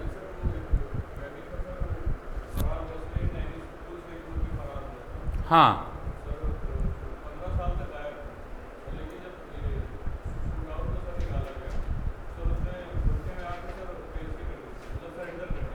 नहीं, शूट आउट का कहीं निकलता उकलता नहीं है, ठीक है। देखते ही गोली मारने का आदेश कहीं नहीं होता है, उसे आप गिरफ्तार करने के उद्देश्य से ही आप गोली उस पर चलाते हो, ठीक है। ये कोई ऑर्डर है नहीं। किसी भी व्यक्ति को इसको ही कभी कभी इंटरव्यू बोर्ड में पूछा जाता है कि एग्जीक्यूटिव मर्डर क्या होता है, कार्यपालिका मर्डर। कार्यपालिका मर्डर यही सब होता है, ठीक है। ये न्यायिक मर्डर नहीं है, ये क्या है, कार्यपालिका द्वारा किया गया मर्डर है। ये इसको हत्या कहा जाता है, शूट आउट को। हाँ ये नहीं, हाँ शूट आउट नहीं होता है, लुक आउट होता है कि उसे देखते ही गिरफ्तार कर लिया जाए, ठीक है। अगर इस प्रकार का फरारी है तो वो किसी भी क्षेत्र में रहे, उसे पुलिस को क्या रहता है कि सारे थाने को, सारे जिले को ये सूचना रहती है कि जिस थाने में वो पकड़ा जाए उसे पकड़ कर लाया जाए। अब पकड़ने के क्रम में अगर वो भागता है तो शूट आउट किया जा सकता है, ठीक है। क्या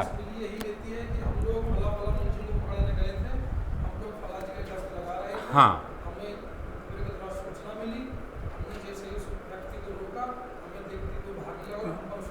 फायर कर दी, गोली चला दी, यही होता है, ठीक है। गोली मारने का ये तो आप कानून का आप उल्लंघन करेंगे ना भाई, बिना न्यायिक प्रक्रिया के कैसे आपने गोली उस पर चला दिया, ठीक है। लेकिन आप आत्म प्रतिरक्षा में गोली आप चला सकते हैं। हाँ उसके बाद से उसे कभी उसे यही कहा जाता है कि अब तुम फ्री हो, पिक्चरों में तो यही दिखाया जाता है, भागो अब। तो जो समझदार अपराधी कहते हैं कि हम नहीं भागेंगे, ठीक, यहीं पर मारना तो मारो। तो अब वहाँ क्या दिखाएंगे कि पुलिस के गाड़ी के पास कौन सी समस्या आती है कि आपने यहीं पर मार डाला इसे, उसे वो भगाते हैं कुछ दूर तक, फिर ये देखते हैं कि ये फरार हो रहा था पुलिस के कैद से, और चूंकि इस पर पहले से हत्या का मुकदमा है तो गोली मारने का आदेश है। गिरफ्तारी जब पढ़ा जाएगा तो उसमें लिखा है ये बात, ये पुलिस काम करती है। हाँ कुछ भी हो सकता है। हाँ हाँ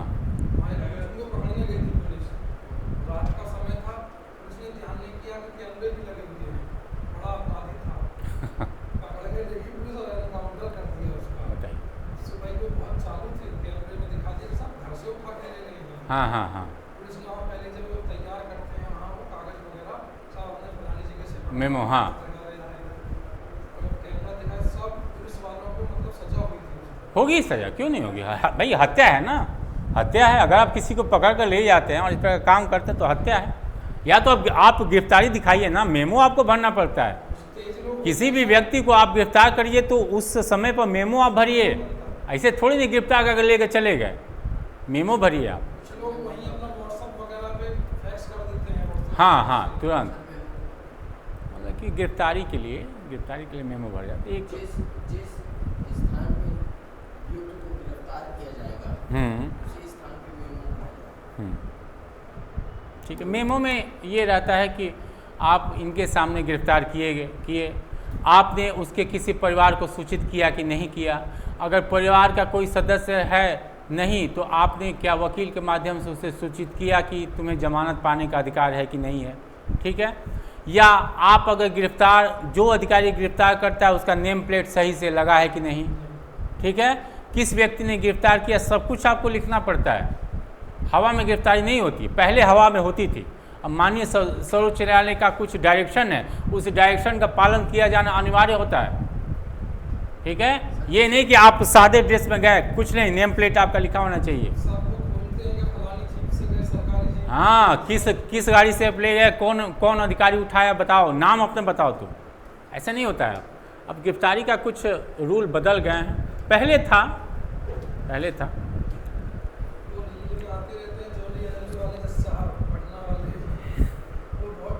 पटना वाले नहीं हैं, अरे नहीं, MP हाई कोर्ट के हैं वो, जो आर्या जज हैं, क्या पूरा नाम उनका, आर्या लिखते हैं वो वहाँ के हैं, जबलपुर हाई कोर्ट की एक विशेषता है कि बहुत बढ़िया वहाँ का वो रहता है। पटना वाले भी डांटते हैं, लेकिन उनका ज़्यादा अच्छा है आर्या साहब, वो तो बहुत बुरी तरह डांटते हैं। हाँ, विवेक आर्या है सर, ठीक है, हो तो गया यार, क्या इसमें है, क्या इसमें बता दे, 1 मिनट बोलो, 2 मिनट बोलो तो हम बता दें क्या। हाँ, मतलब कि ये जो डिक्लेरेशन होता है, उद्घोषणा, ठीक है, आप पर सम्मन हुआ, वारंट हुआ, वारंट के बाद आप पर प्रोक्लेमेशन की कार्रवाई होगी, आपको फरारी घोषित कर दिया जाएगा। क्यों?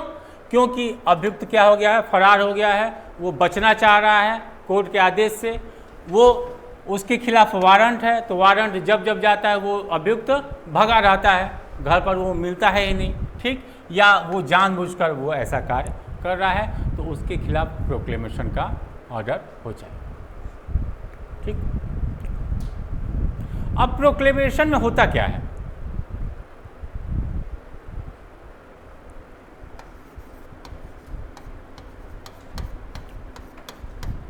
प्रोक्लेमेशन में होता क्या है,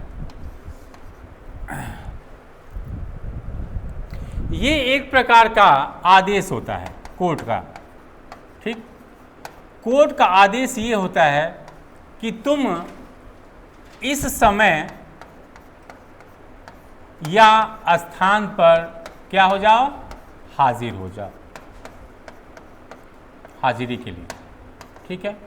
कोर्ट अपने आदेश में कहता है कि तुमको मैं आदेश देता हूं कि इस समय और स्थान पर हाजिर हो जाओ, एक प्रकार की क्या है, वार्निंग है आपको, ठीक है। अब डायरेक्ट उस व्यक्ति को संबोधित किया जाता है कि गुरु जहां भी हो आ जाओ, ठीक है।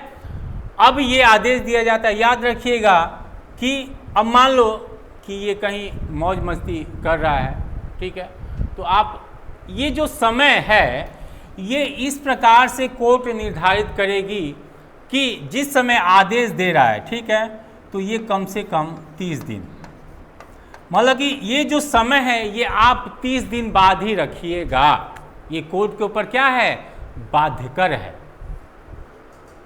कोर्ट को इसके लिए बाध्य कोर्ट है कानून के द्वारा कि जब आप अभियुक्त को बुला रहे हैं, जब आप प्रोक्लेमेशन जारी कर रहे हैं कि इस समय और इस दिन या इस स्थान पर तुम उपस्थित हो जाओ, वो दिन कम से कम 30 दिन बाद का ही होना चाहिए, ताकि अभियुक्त कहीं भी रहे 30 दिन के अंदर उसे कोई ना कोई सूचना मिल ही जाएगी, ठीक है।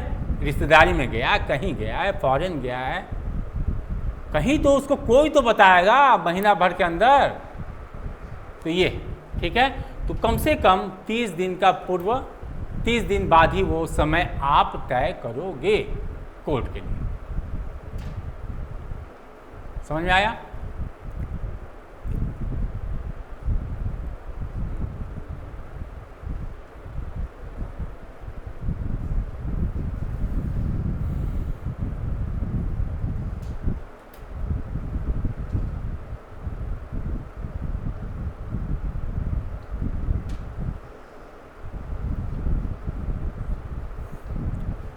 अब ये जो उद्घोषणा है इसे ये भी सीआरपीसी कह रही है कि अब इस अभियुक्त को कैसे जानकारी होगी, जो 30 दिन का आपने मौका दिया है तो उसे जानकारी भी तो होनी चाहिए कि हमारे विरुद्ध कोर्ट ने ऐसा आदेश दिया है, तो इसके लिए उद्घोषणा का क्या, पब्लिकेशन होना अनिवार्य है, प्रकाशित होना अनिवार्य है, इसे आप पब्लिक कर दो।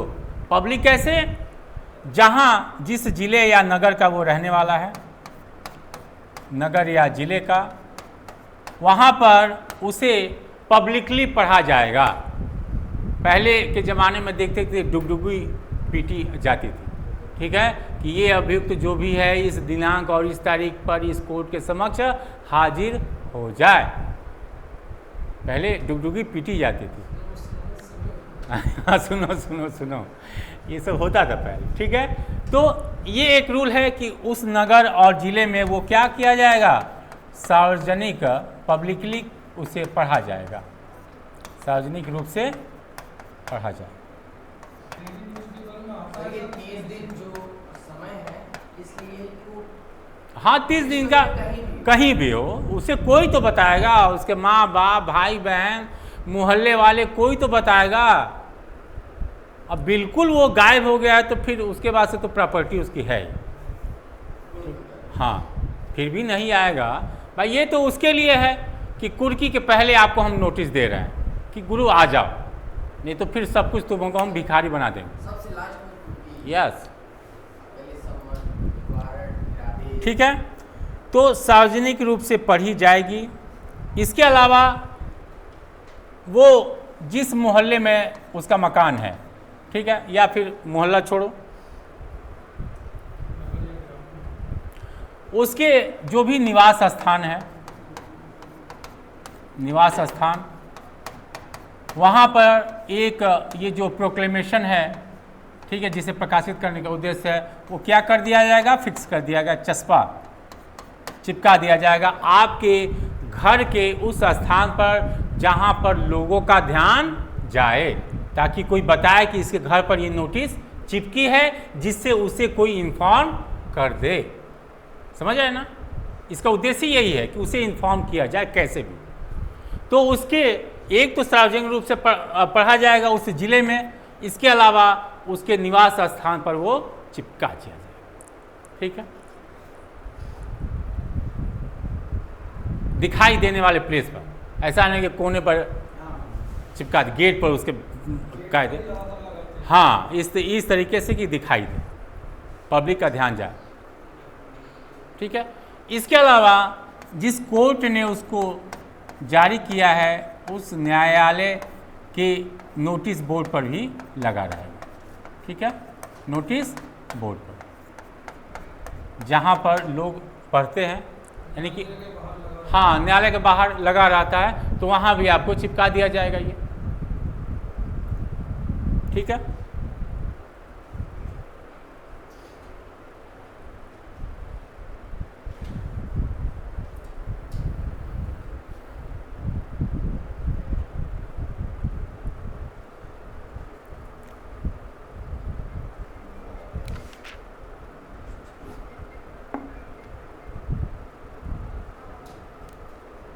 हो गया। अब ये तो आपको अनिवार्य है, 3 चीज अनिवार्य है, वो सार्वजनिक पब्लिकली पढ़ी जाएगी, दूसरा उस व्यक्ति के घर पर चिपकाई जाएगी, और तीसरा न्यायालय के सूचना पट पर चिपका दी जाएगी। 3 तो अनिवार्य है।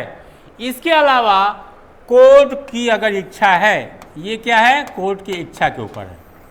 ठीक है, अगर वो कोर्ट इच्छा है, उसे लगता है कि ऐसा किया जाना चाहिए, तो स्थानीय समाचार पत्र में, किसी न्यूज़पेपर में जो उस एरिया का सर्कुलर है, ठीक है, सर्कुलेट होता हो पेपर, वहाँ पर उस पेपर में निकलवाया जा सकता है। आप अधिकतर पेपर में पढ़ते होंगे, डेली आता है, कोने में ऐसा रहा है, उसका फोटो रहता है धुंधला सा, जिसको आप खुद, वो व्यक्ति खुद पहचान नहीं पाएगा। ठीक है, और साथ में नीचे नोटिस लिखी रहती है। सर ये जो इनाम वाला मैटर रहता है, यही सब, हाँ हाँ मिलता है, लेकिन कौन इनाम ले, कौन ले, दिक्कत ये 5 लाख के लिए आप अपना जान सांसद में क्यों आप डालेंगे? क्यों आप लेंगे 5 लाख? हाँ?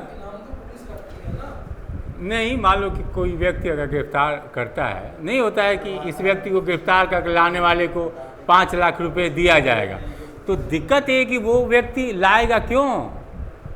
सर एक चीज ये नहीं समझ आया, न्यायालय के नोटिस बोर्ड पर ये हाई कोर्ट के एरिया में चिपकाया। अरे यार, वो कोई नेता नहीं है कि पूरे एरिया में चिपका दिया जाएगा। भाई मेरे, जो कोर्ट ने नोटिस दिया है, तो आप एक तो या तो आप पुलिस की बात करेंगे या तो आप हाई कोर्ट की बात करेंगे। नीचे आपको, नीचे के ना आपको कोर्ट को देखना है ना किसी देखना है। जिस कोर्ट ने निकाला है तो सीजीएम कोर्ट के बाहर बाहर लगाया गया, ठीक है, नोटिस वो ऐसा लिख सकते हैं जो न्यायालय ने नोटिस जारी किया उस कोर्ट के बाहर, ये आप लिख सकते हैं कि उस कोर्ट के बाहर भी दिखाई देने वाले स्थान पर चिपका दिया जाए, फिक्स कर दिया जाए।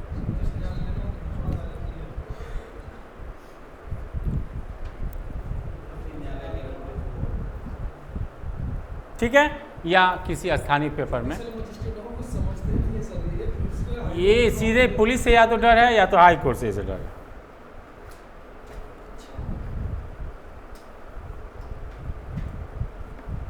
ठीक है,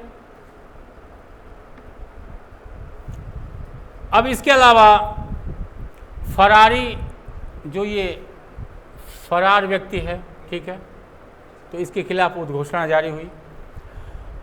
एक क्वेश्चन हमेशा आता है प्रीलिम्स में कि क्या उद्घोषणा के बाद ही कुर्की का होना अनिवार्य है या उद्घोषणा के साथ साथ भी कुर्की हो सकती है। ठीक, तो उद्घोषणा हुई। सामान्य रूल ये है कि उद्घोषणा के बाद ही कुर्की होनी चाहिए, सामान्य रूल यही है। ठीक, लेकिन अगर आपात स्थिति है तो उद्घोषणा के साथ साथ कुर्की भी कोर्ट करवा सकती है। ठीक है, ये किस अवस्था में होती है? अगर ये कोर्ट को बता दिया जाए कि अभियुक्त जो है,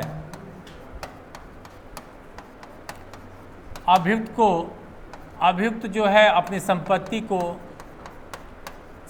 को हटाने वाला है। ठीक, हटाने वाला है आपके क्षेत्राधिकार से। ठीक है, आपके जुरिडिक्शन से वो संपत्ति हटाने वाला है, मतलब बेचने वाला। हाँ, ठीक है।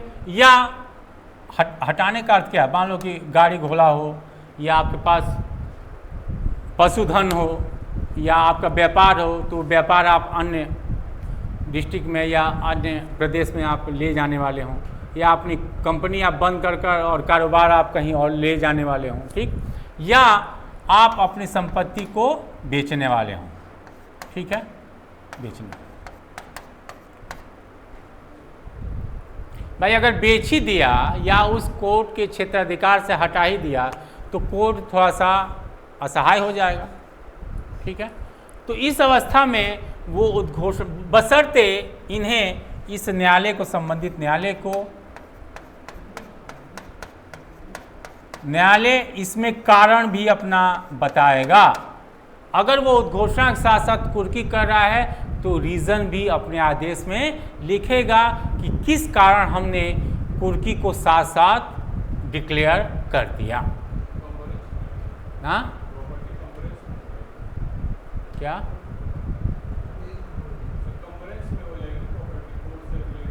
हाँ, अटैच हो जाएगी। ठीक है, अटैच हो जाएगी कुर्की। अभी आपको बता रहे हैं कि कुर्की कैसे की जाती है। ठीक है, तो इस स्थिति में वो कुर्की का आदेश भी दे सकती है। ठीक है, किधर जाए? इधर।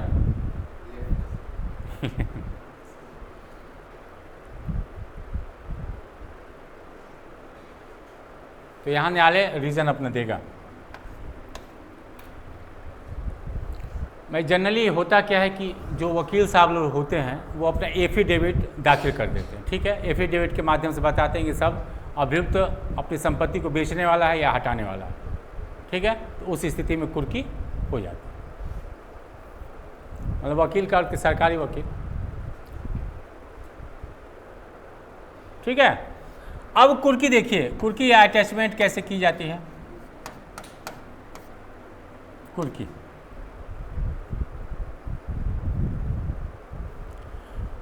कुर्की के लिए मूवेबल या इमूवेबल कोई भी प्रॉपर्टी हो सकती है, जिसे हिंदी में क्या कहा जाता है? जंगम संपत्ति। और ये क्या है? अचल संपत्ति।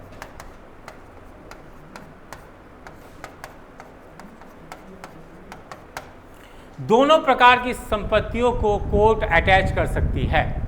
ठीक है, उसको अटैच करने का अर्थ क्या? जब इन संपत्तियों की कुर्की होती है तो अब इस संपत्ति पर आपका दावा समाप्त हो जाएगा। ठीक है, देखते हैं कि जहाँ भी कुर्की होती है वहाँ पर क्या लग जाता है? न्यायालय का सील लग जाता है। ठीक है, या अगर कारोबार है तो किसी एक को वो रिसीवर नियुक्त कर सकती है, किसी भी व्यक्ति को।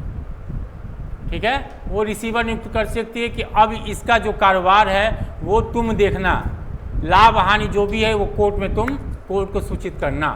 ठीक है, अगर इस पर मान लो कि कोई बड़ी कंपनी है, ठीक है, तो उसके लिए एक रिसीवर नियुक्त कोर्ट कर देगी। या तो फायदा होगा। हाँ, तो इस प्रकार वो जंगम और अचल संपत्ति दोनों की कुर्की कर सकती है। ठीक है, जंगम संपत्ति से अर्थ क्या हुआ, क्या क्या इसके अंतर्गत आता है, बताया गया होगा आप लोग को, पढ़ाया था आईपीसी में मैम ने। क्या है जंगम संपत्ति, किसे कहते हैं चल संपत्ति? जैसे कि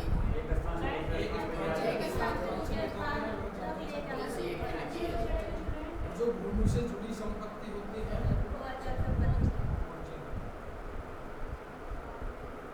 ठीक है, जो जमीन से टच होती है। अचल संपत्ति की अगर परिभाषा आपसे पूछा जाए, ठीक है, तो सामान्य तौर पर आईपीसी में कुछ बातें दी गई हैं। आईपीसी में चल संपत्ति की परिभाषा दी गई कि अचल संपत्ति की, ये भी बता दो। अचल की परिभाषा नहीं दी गई आईपीसी में? हाँ, क्या? सर दोनों का है, सर दोनों का है, सर दोनों का। परिभाषा तो चल की दी गई है, ठीक है, अचल की कहीं भी परिभाषा नहीं दी गई, उसी में ऐड है, वो बात अलग है। ठीक है, वो तो ऐड तो रहेगा ही। अचल के अतिरिक्त सारी संपत्ति क्या है, चल है, लेकिन अचल शब्द का कहीं भी डिफाइन नहीं किया गया। ठीक है, अचल और चल संपत्ति की परिभाषा या तो आपको मिलेगा टीपीए में, या तो एक एक्ट आता है साधारण जनरल क्लॉज एक्ट, एक एक्ट आता है जनरल क्लॉज एक्ट 1897, सामान्य खंड अधिनियम लिख लीजिए, सामान्य खंड अधिनियम 1897, ये एक एक्ट आता है। ठीक है, जनरल क्लॉज एक्ट 1897, इसमें कई शब्दों का डिफाइन किया गया है, जितने शब्द हैं विधि का अधिकतर शब्दों को इसमें डिफाइन किया गया है, और कोर्ट उस शब्द का अर्थ जानने के लिए इसी एक्ट का सहारा लेता है। ठीक है, जनरल क्लॉज एक्ट 1897, सामान्य खंड अधिनियम 1897, और इसका एक्ट नंबर है एक्ट नंबर 10, 1897 का एक्ट नंबर 10।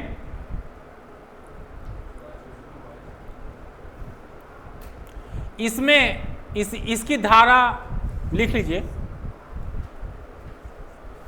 इसकी धारा 3 उपधारा 26 में साधारण खंड अधिनियम की धारा 3 उपधारा 26 में अचल संपत्ति को परिभाषित किया गया है। अचल संपत्ति को, इमूवेबल प्रॉपर्टी को परिभाषित किया गया है इस एक्ट के द्वारा, क्योंकि कोर्ट अधिकतर इसी एक्ट का सहारा लेता है। ठीक है, शब्दों का अर्थ जानने के लिए। इसके अलावा जनरल क्लॉज एक्ट की जो धारा है, धारा 3 सब सेक्शन 36, उसका 26 है, इसका 36 है। ठीक है, 336 में चल संपत्ति की परिभाषा दी गई है। 326 में अचल, 336 में चल।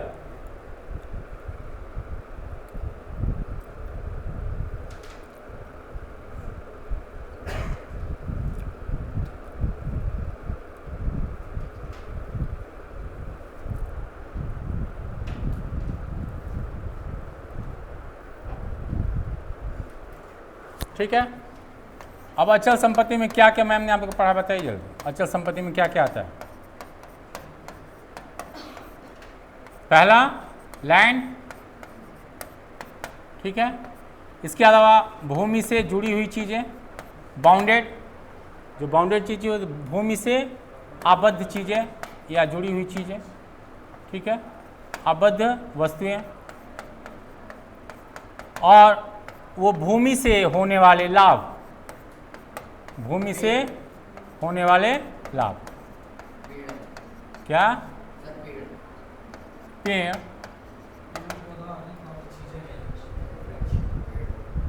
आ जाएंगे। आम का पेड़ आएगा कि नहीं? आम के पेड़ आएंगे ना, वो फल दे रहा है और उसके खेत में आम लाभ हो रहा है। सरकार को हाँ बताओ बताओ, अच्छा बताओ। स्टैंडिंग टिम्बर जब तक है, मतलब स्टैंड है जब तक सही है तब तक ठीक है, जब कट जाएगा तो असर में आएगा। हो सर जाएगा। टीपीए जब पढ़ाया जाएगा तब जाकर समझ में आएगा। टीपीए लोग समझते हैं बहुत आसान है, टीपीए बहुत टफ है, ठीक है। आप पढ़ाएंगे तो आसान है। यहाँ मैम और मैम एक बता दें कि मैम के हम पढ़ाने के मामले में जूनियर हैं, ठीक है। यही है जैसे कि आप भी पढ़ाएंगे। अब देखिए अचल संपत्ति में लैंड तो आती है, ये लैंड है, ये कहीं हिलने वाली नहीं है एक सामान्य भाषा में, क्योंकि कुर्की होना है तो कुर्की में आप किसकी कुर्की कर सकते हैं, ठीक। भूमि से आबद्ध चीज़ें, दीवारें, सीलिंग, ठीक।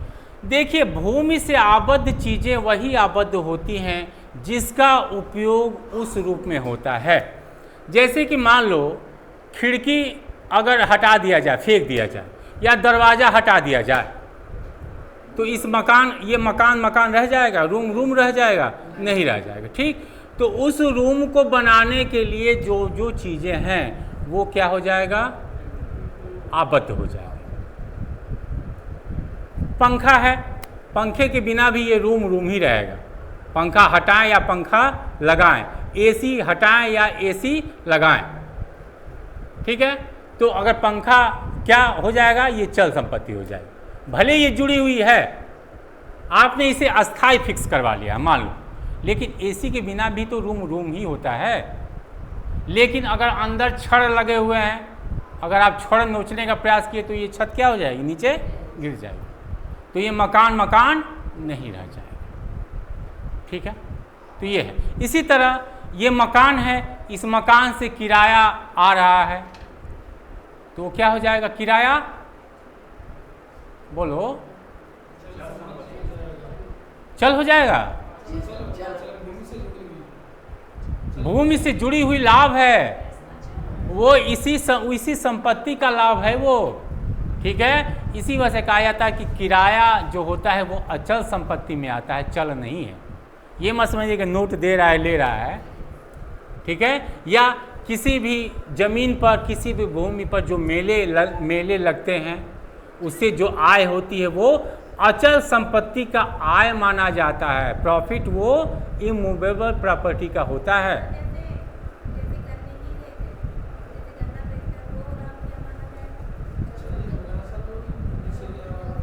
भूमि से आ रहा है, ठीक है, लाभ उसका।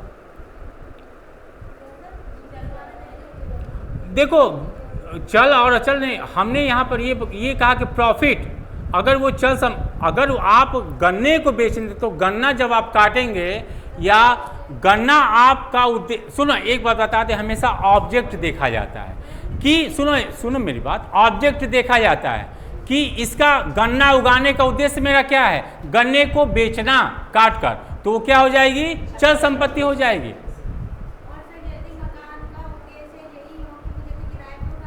हाँ तो फिर हो जाएगा, अचल हो जाएगा लाभ आपका, ठीक है।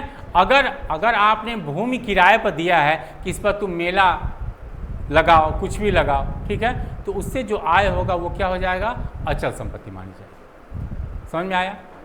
अब जैसे आपने कहा पेड़, अब यहीं से एक छोटा सा एग्जाम्पल देखो। कभी भी कोर्ट जो है वो जो पार्टी होती है उसके इंटेंशन को देखती है कोर्ट, ठीक है। जैसे कि आपको हमने कहा कि आम का पेड़, आपने कहा कि सर वो तो भूमि से जुड़ी हुई है, अभी काटा नहीं गया है पेड़, लेकिन माननीय सर्वोच्च न्यायालय ने एक केस में, अब केस का नाम याद नहीं आ रहा, बता देंगे, ठीक है। उस केस में माननीय सुप्रीम कोर्ट ने ये कहा है कि आम का पेड़ है, मान लो कि ये आम का पेड़ है, ठीक है, ट्री है ये आम का पेड़ अगर पार्टी ने इसलिए लगाया है कि जब ये बड़ा होगा तो इसे काट कर इसका उपयोग लकड़ी के रूप में किया जाएगा, तब वो चल में आ जाएगा। हाँ, अगर पार्टी का उद्देश्य ये है कि इस पेड़ को लगाने का उद्देश्य है कि जो आम होगा, यानी कि जो लाभ होगा, जो प्रॉफिट होगा, उस आम को हम बेचकर प्राप्त करेंगे, तो वह आम का पेड़ क्या हो जाएगा? अचल हो जाएगा। तो पार्टी का इंटेंशन देखा जाता है, ठीक है। तो पार्टी उसको किस लिए बनाई है, इस मकान का उद्देश्य क्या है, इसके अनुसार वो काम होगा। ठीक है, समझ में आया? तो इस तरह चलो। और बाकी भूमि से जुड़ी हुई या भूमि से होने वाले लाभ के अतिरिक्त जो भी संपत्ति है वो क्या मानी जाती है? मूवेबल या चल संपत्ति मानी जाती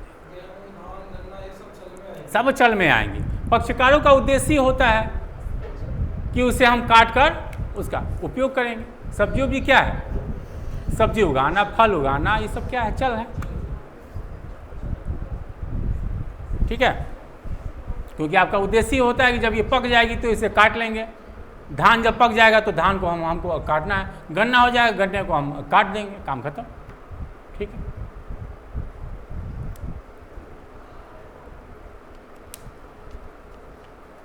अब देखो, अगर चल संपत्ति है, मान लो कि ये चल संपत्ति है, कहाँ गया ये, तो इसकी कुर्की किस प्रकार से, अब यहाँ नए फेस पर देखो, कुर्की कैसे लिखी जाती है? ऐसे लिखी जाती है? नहीं यार, ठीक है, बैट गलत, ठीक है। कभी कभी हिंदी में लिखने में भी दिक्कत होती है, अटैचमेंट। ठीक, लॉ में इंग्लिश ज़्यादा आसान रहती है। देखा जाए, अगर इंग्लिश मीडियम में आप लोग पढ़ें तो उसमें ज़्यादा आसान है लॉ। हाँ, इंग्लिश में आपको ज़्यादा, और हिंदी में बहुत अजीब अजीब शब्द आपको दिखाई। हाँ, अब गवर्नमेंट है, सरकारें हैं, हिंदुवादी सरकार तथाकथित जो अपने आप को कहते हैं। ठीक, सर जैसे कि आपने बताया था कि हम लोगों ने बहुत सारी चीज़ें छुड़ाई हैं वर्ल्ड सब को, तो हिंदुस्तान में तो हिंदी ज़्यादा बढ़े। नहीं, ठीक है, अपनी भाषा पर गर्व करना चाहिए, दूसरी भाषा भी जाननी चाहिए। जानना बुरी बात नहीं है, लेकिन अपनी भाषा पर गर्व कर रहे हैं तो ये कोई बुरी बात नहीं। ठीक है, नहीं सर, इंग्लिश इंटरनेशनल लैंग्वेज है, इसलिए जाना। इंटरनेशनल लैंग्वेज नहीं, किसी एक पर्टिकुलर कुछ सब जगह थोड़ी नहीं। इंटरनेशनल का अर्थ क्या हुआ कि सभी देशों में बोली जाए। ये आप कहिए कि संयुक्त राष्ट्र की भाषा है, ठीक है, यूएन की, लेकिन इसका अर्थ ये नहीं कि इंटरनेशनल भाषा है। मान लो कुर्की अब चल संपत्ति की अगर हुई मूवेबल की, तो इसको किस रूप में कुर्क किया जाएगा? पहली बात तो इसका कब्जा ले लिया जाएगा। कोर्ट इसको क्या करेगी? अपने कब्जे में, अपने पोजीशन में ले लेगी। ठीक है, उस संपत्ति को अपने पोजीशन में ले लेगी।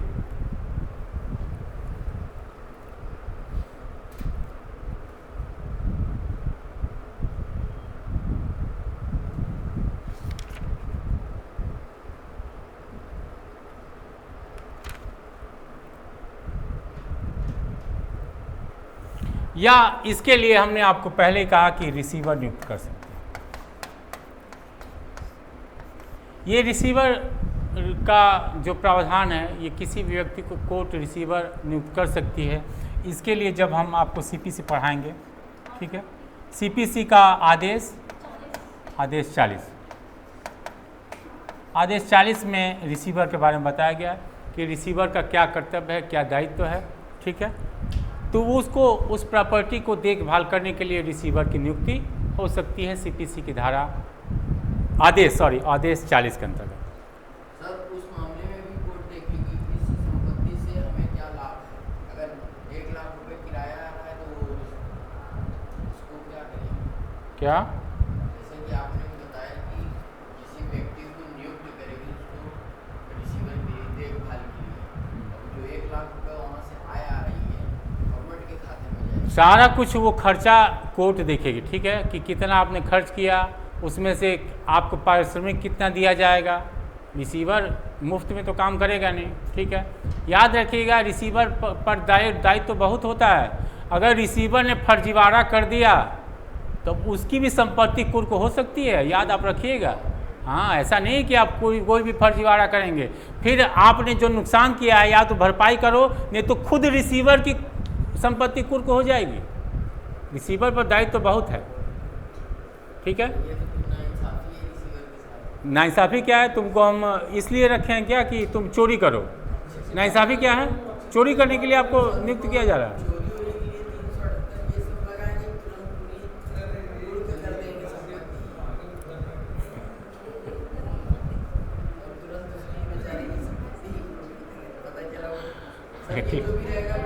ठीक है। तो एक सुनो मेरी बात, अब ये अगर सामान्य है, सामान्य स्थिति, ठीक है, सामान्य चल संपत्ति है तो कब्जा ले लिया है रिसीवर।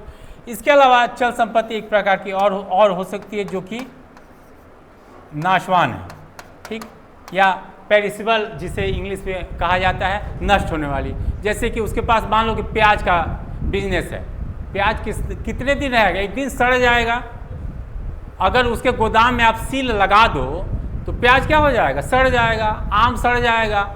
उसके खूब ढेर सारे उसके पास पशुधन है, गाय भैंस वो पाला है, तो बिना खाए पिए वो बेचारे मर जाएंगे। कोर्ट क्या क्या देखेगा? तो अगर इस प्रकार के पेरिसेबल कोई वस्तुएं हैं तो उनको कोर्ट क्या सकता है?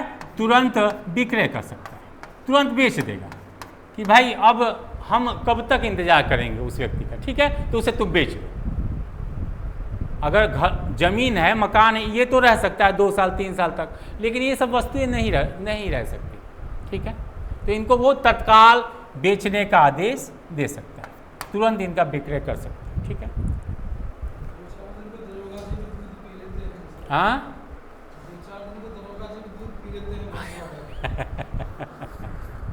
अरे तो यार वो भी बेचारे क्या करे, इंसान है, सरकारी वेतन से काम नहीं चलता है। अच्छा ये बताओ कि जिसको मौका मिलेगा क्या वो छोड़ेगा क्या? हाँ छोड़ेगा? तो भाई हम भी जब यहाँ पर LLB कर रहे थे, वकील थे, लेकिन कछार में जाते थे दौड़ने के लिए, योगा के लिए, आज भी जाते हैं। तो कछार में क्या है, किसान अपना कद्दू बोया है, ये बोया है, वो बोया है।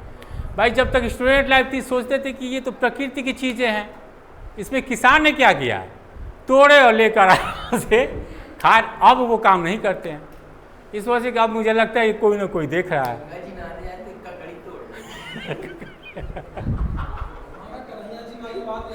ठीक है, प्रकृति है, वो कौन सा उसका किराया दे रहा है किसान? वो तो जहाँ भी कछार पाया बो दिया। तो एकाद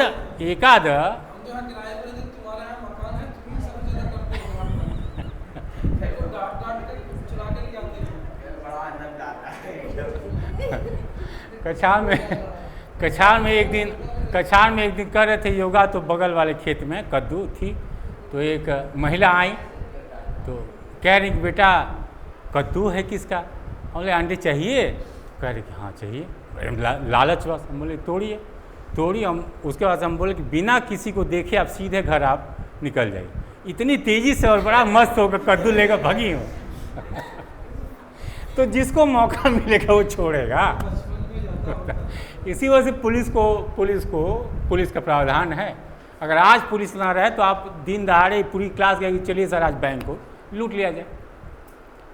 पुलिस ना रहे तो जनता ऐसे ही हो जाएगी, ठीक है। चले जाएंगे और क्या, चले जाएंगे, उठा ले जाएंगे। ये और ऐसे देखा जाए तो क्या होता है, 10 रुपये का कद्दू, 10 रुपये की लौकी तोड़ कर आप क्या करोगे। लेकिन स्टूडेंट जो होते हैं वो मस्त मौले होते हैं। किसके लिए? लौकी? हाँ अच्छा, पुलिस की वर्दी।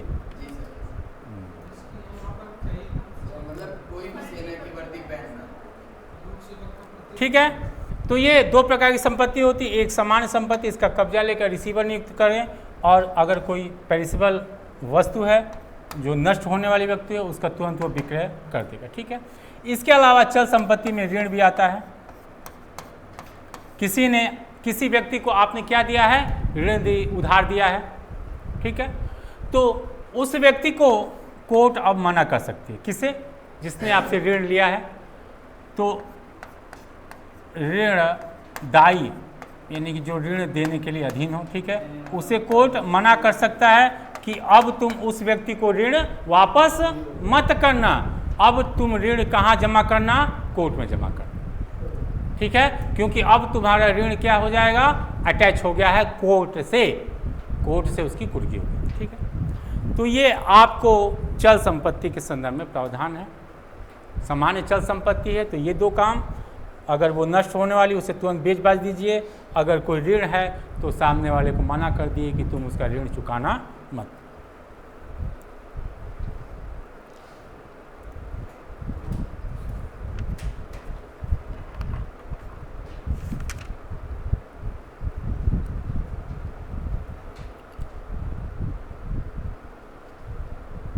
ठीक है, चल संपत्ति हो गया। यही काम सिर्फ सेम होगा अचल संपत्ति। ठीक, आप उसका पोजीशन ले लीजिए, कब्जा ले लीजिए, सील मोहर मार दीजिए वहाँ पर। ठीक है, मकान पर रिसीवर नियुक्त आप कर सकते हैं, नियुक्त कर सकते हैं। ठीक है, और क्या था यहाँ पर, विक्रय उसका आप करेंगे नहीं, वहाँ पर ऋण की बात नहीं होती। अगर उस भूमि से संबंधित लाभ है, से संबंधित लाभ,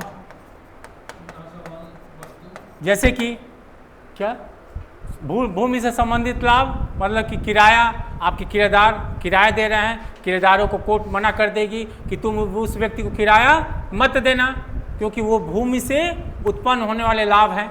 ठीक है, मकान से उत्पन्न होने वाला लाभ है किराया। तो अब भूमि से संबंधित जो भी लाभ है वो आपको देने से कोर्ट उस व्यक्ति को मना कर देगी कि तुम उसे देना मत। अब जो भी किराया है वो कोर्ट के अधीन तुम हो गया, अब आप कोर्ट में उसे जमा करो। ठीक है,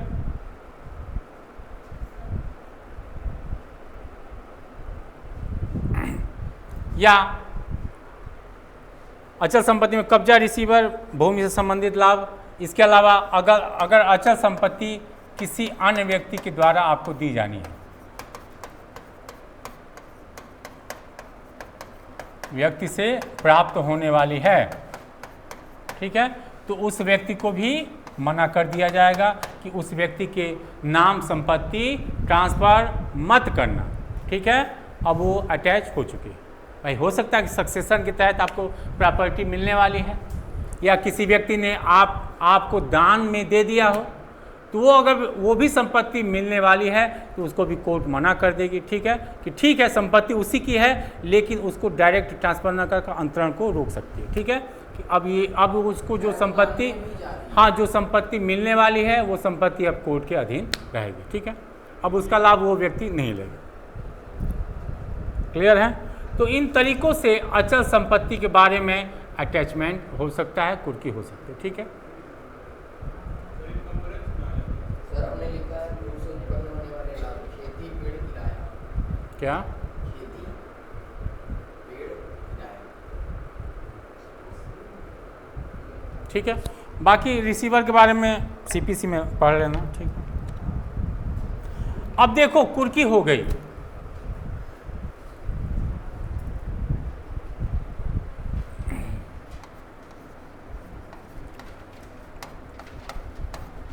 मान लो कुर्की हो गई। ठीक,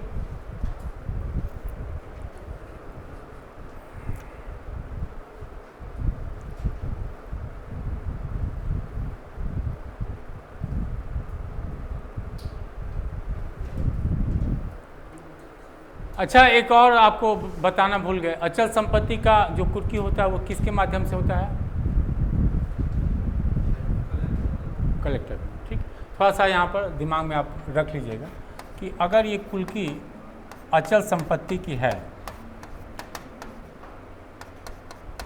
और इस अचल संपत्ति से मान लीजिए खेत है आपका, खलिहान है, ठीक है, इससे सरकार को क्या प्राप्त होता है? रेवेन्यू। ठीक है, सरकार को रेवेन्यू प्राप्त होता है। रेवेन्यू प्राप्त कौन करता है? डीएम साहब, जिलाधिकारी। जिला अधिकारी लिखेंगे, क्या लिखें? जिला मजिस्ट्रेट लिख दें? कलेक्टर। क्योंकि राजस्व वसूला जा रहा है तो ये अधिकारी किसके नाम से कहा जाएगा? जिला कलेक्टर। ठीक है, तो जिला कलेक्टर के माध्यम से ही इस अचल संपत्ति की क्या होगी? कुर्की होगी। इस वजह से कि क्या उस पर राजस्व बकाया है कि कितना बकाया है, ये सब हिसाब कौन रखता है? डीएम साहब रखते हैं। ठीक है, तो वहाँ ढोल बजवाते हैं हाँ पुलिस भी जाती है, डीएम एसडीएम साहब जाते हैं। सब जाते हैं। ठीक है, तो कितना उस पर रेवेन्यू बाकी है, क्या होगा, तो उस अचल संपत्ति का जो कुर्की होगी वो डीएम साहब के माध्यम से किया जाएगा।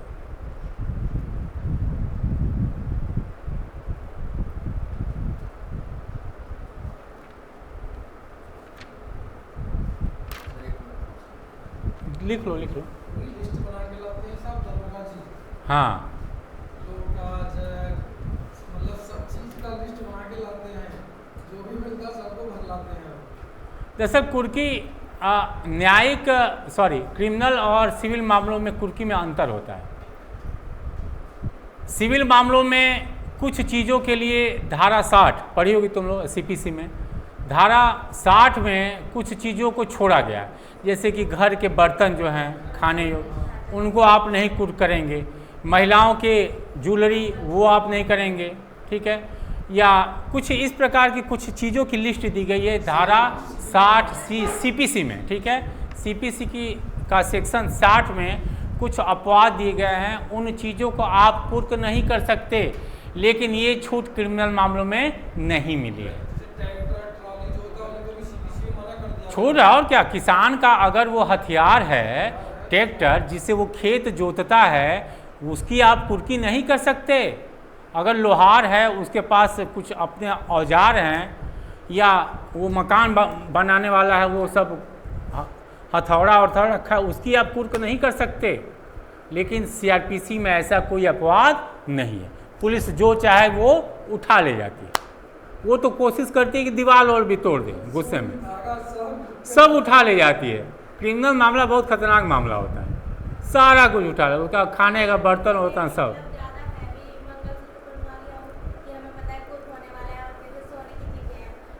छिपा दो कुर्की, जब याद रखना जब कुर्की का नोटिस आता है तो समझदार व्यक्ति अपना सारा सामान पड़ोसियों के यहाँ या अपने रिश्तेदारों के यहाँ छिपा देता है, 80% यही कर हटा देता है, और रहता क्या है, एक टूटी चौकी रहती है, एक आध पुराने बर्तन कि साहब यही है ले जाओ, वगैरह सब यही ले जाओ घर चाहे बंगला हो। साथ में, और वही पुलिस ले जाती है। ये कुर्की ऐसे होती है हमारे यहाँ। भाई नोटिस तो आएगा, आपको जानकारी तो हो ही जाएगी, प्रोक्लेमेशन हो गया और आप चाहते हैं कि गिरफ्तारी ना हो या हम हाजिर ना हो, तो अगला काम तो कुर्की होगा, तो हटा दो सामान सब। अचल पे कुर्की हो जाएगी। हाँ और क्या, सब कुछ बिक जाएगा उसमें। नहीं होगा तो बिकेगा। हाँ हाँ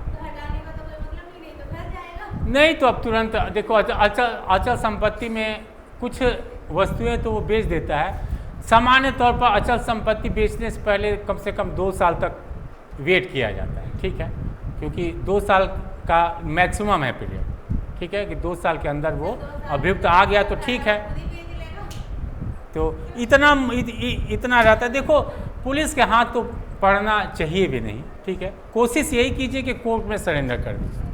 कोर्ट में सरेंडर से फ़ायदा ये रहेगा कि आपको जेल भेज दिया जाए। दरोगा जी को मंडल सूत्र मिल गए तो वो लिस्ट में थोड़ी चढ़ाएंगे, अपनी लिस्ट में डाल देंगे। और क्या, ये सब छोटे मोटे, अब सोने का मिलेगा तो थोड़ी लिस्ट देंगे।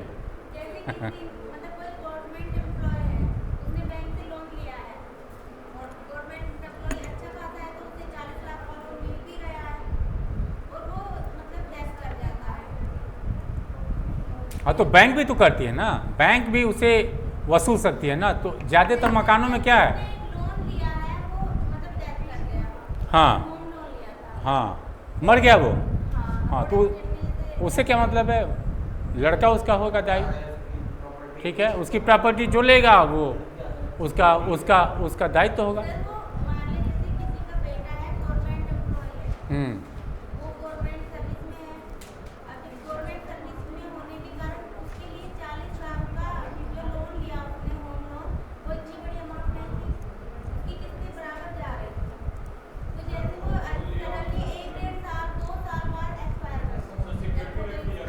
सिक्योरिटी रखी जाती है।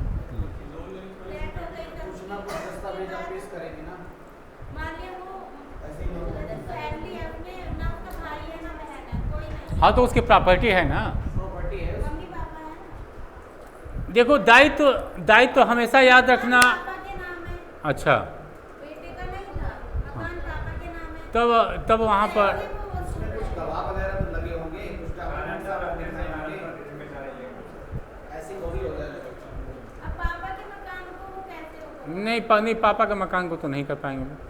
ठीक है, अभी क्या करेंगे? लेकिन वो बैंक वाले मान ही नहीं रहे हैं, वो हमेशा उसकी रकम जोड़ कर रहे हैं। वो तो करेंगे क्योंकि उस प्रकार के कागज लगे हुए हैं उसमें।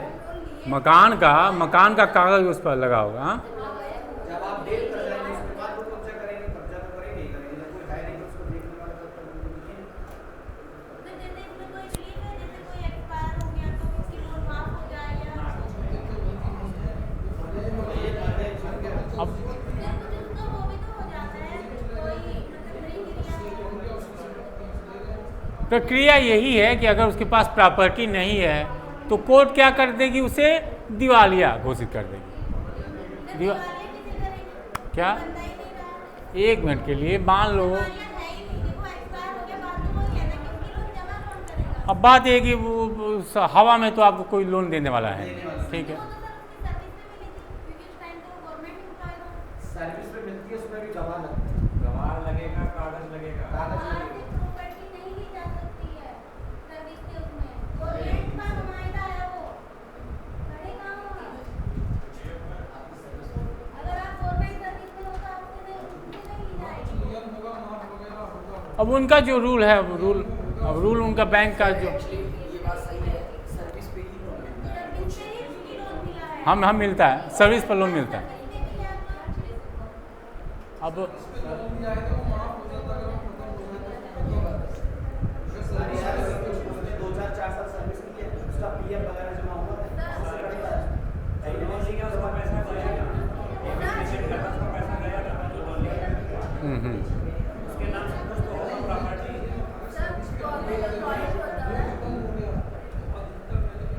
और सर इसमें बैंक ये भी एक चीज़ देखती है कि आपके पास नौकरी कितनी बची है, वो भी पूरा देखती है, उसके हिसाब से लोन देती है, आपकी सैलरी के बेस पे लोन देती है।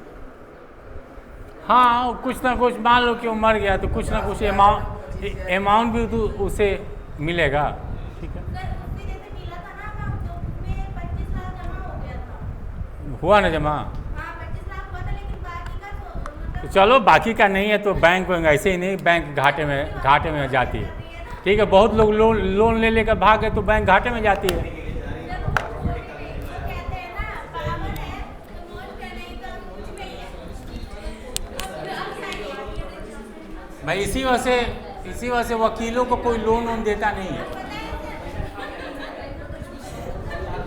अगर आप वकील हैं किसी भी आप बैंक में गए लोन लेने के लिए तो आपको लोन नहीं मिलेगा, क्योंकि जानता है कि वकील साहब से वसूलना बड़ा कठिन काम है। जैसे इन्होंने बोला कि वो लोन होम लोन के लिए दिया गया, हाँ। उसमें आपने कोई घर दिखाया हो। उसकी सर्विस के अकॉर्डिंग मिलता है उन्हें। होम लोन मिलता है, लेकिन आपको वो नहीं है, होम लोन लिया है। ये बातें खत्म करो, उसमें शर्तें होती हैं, पहले शर्तें करो तब बात करो। होम लोन पे सर पेपर वगैरह लगता है। जो पैसा मिला है वो सही इन्वेस्ट किया होगा।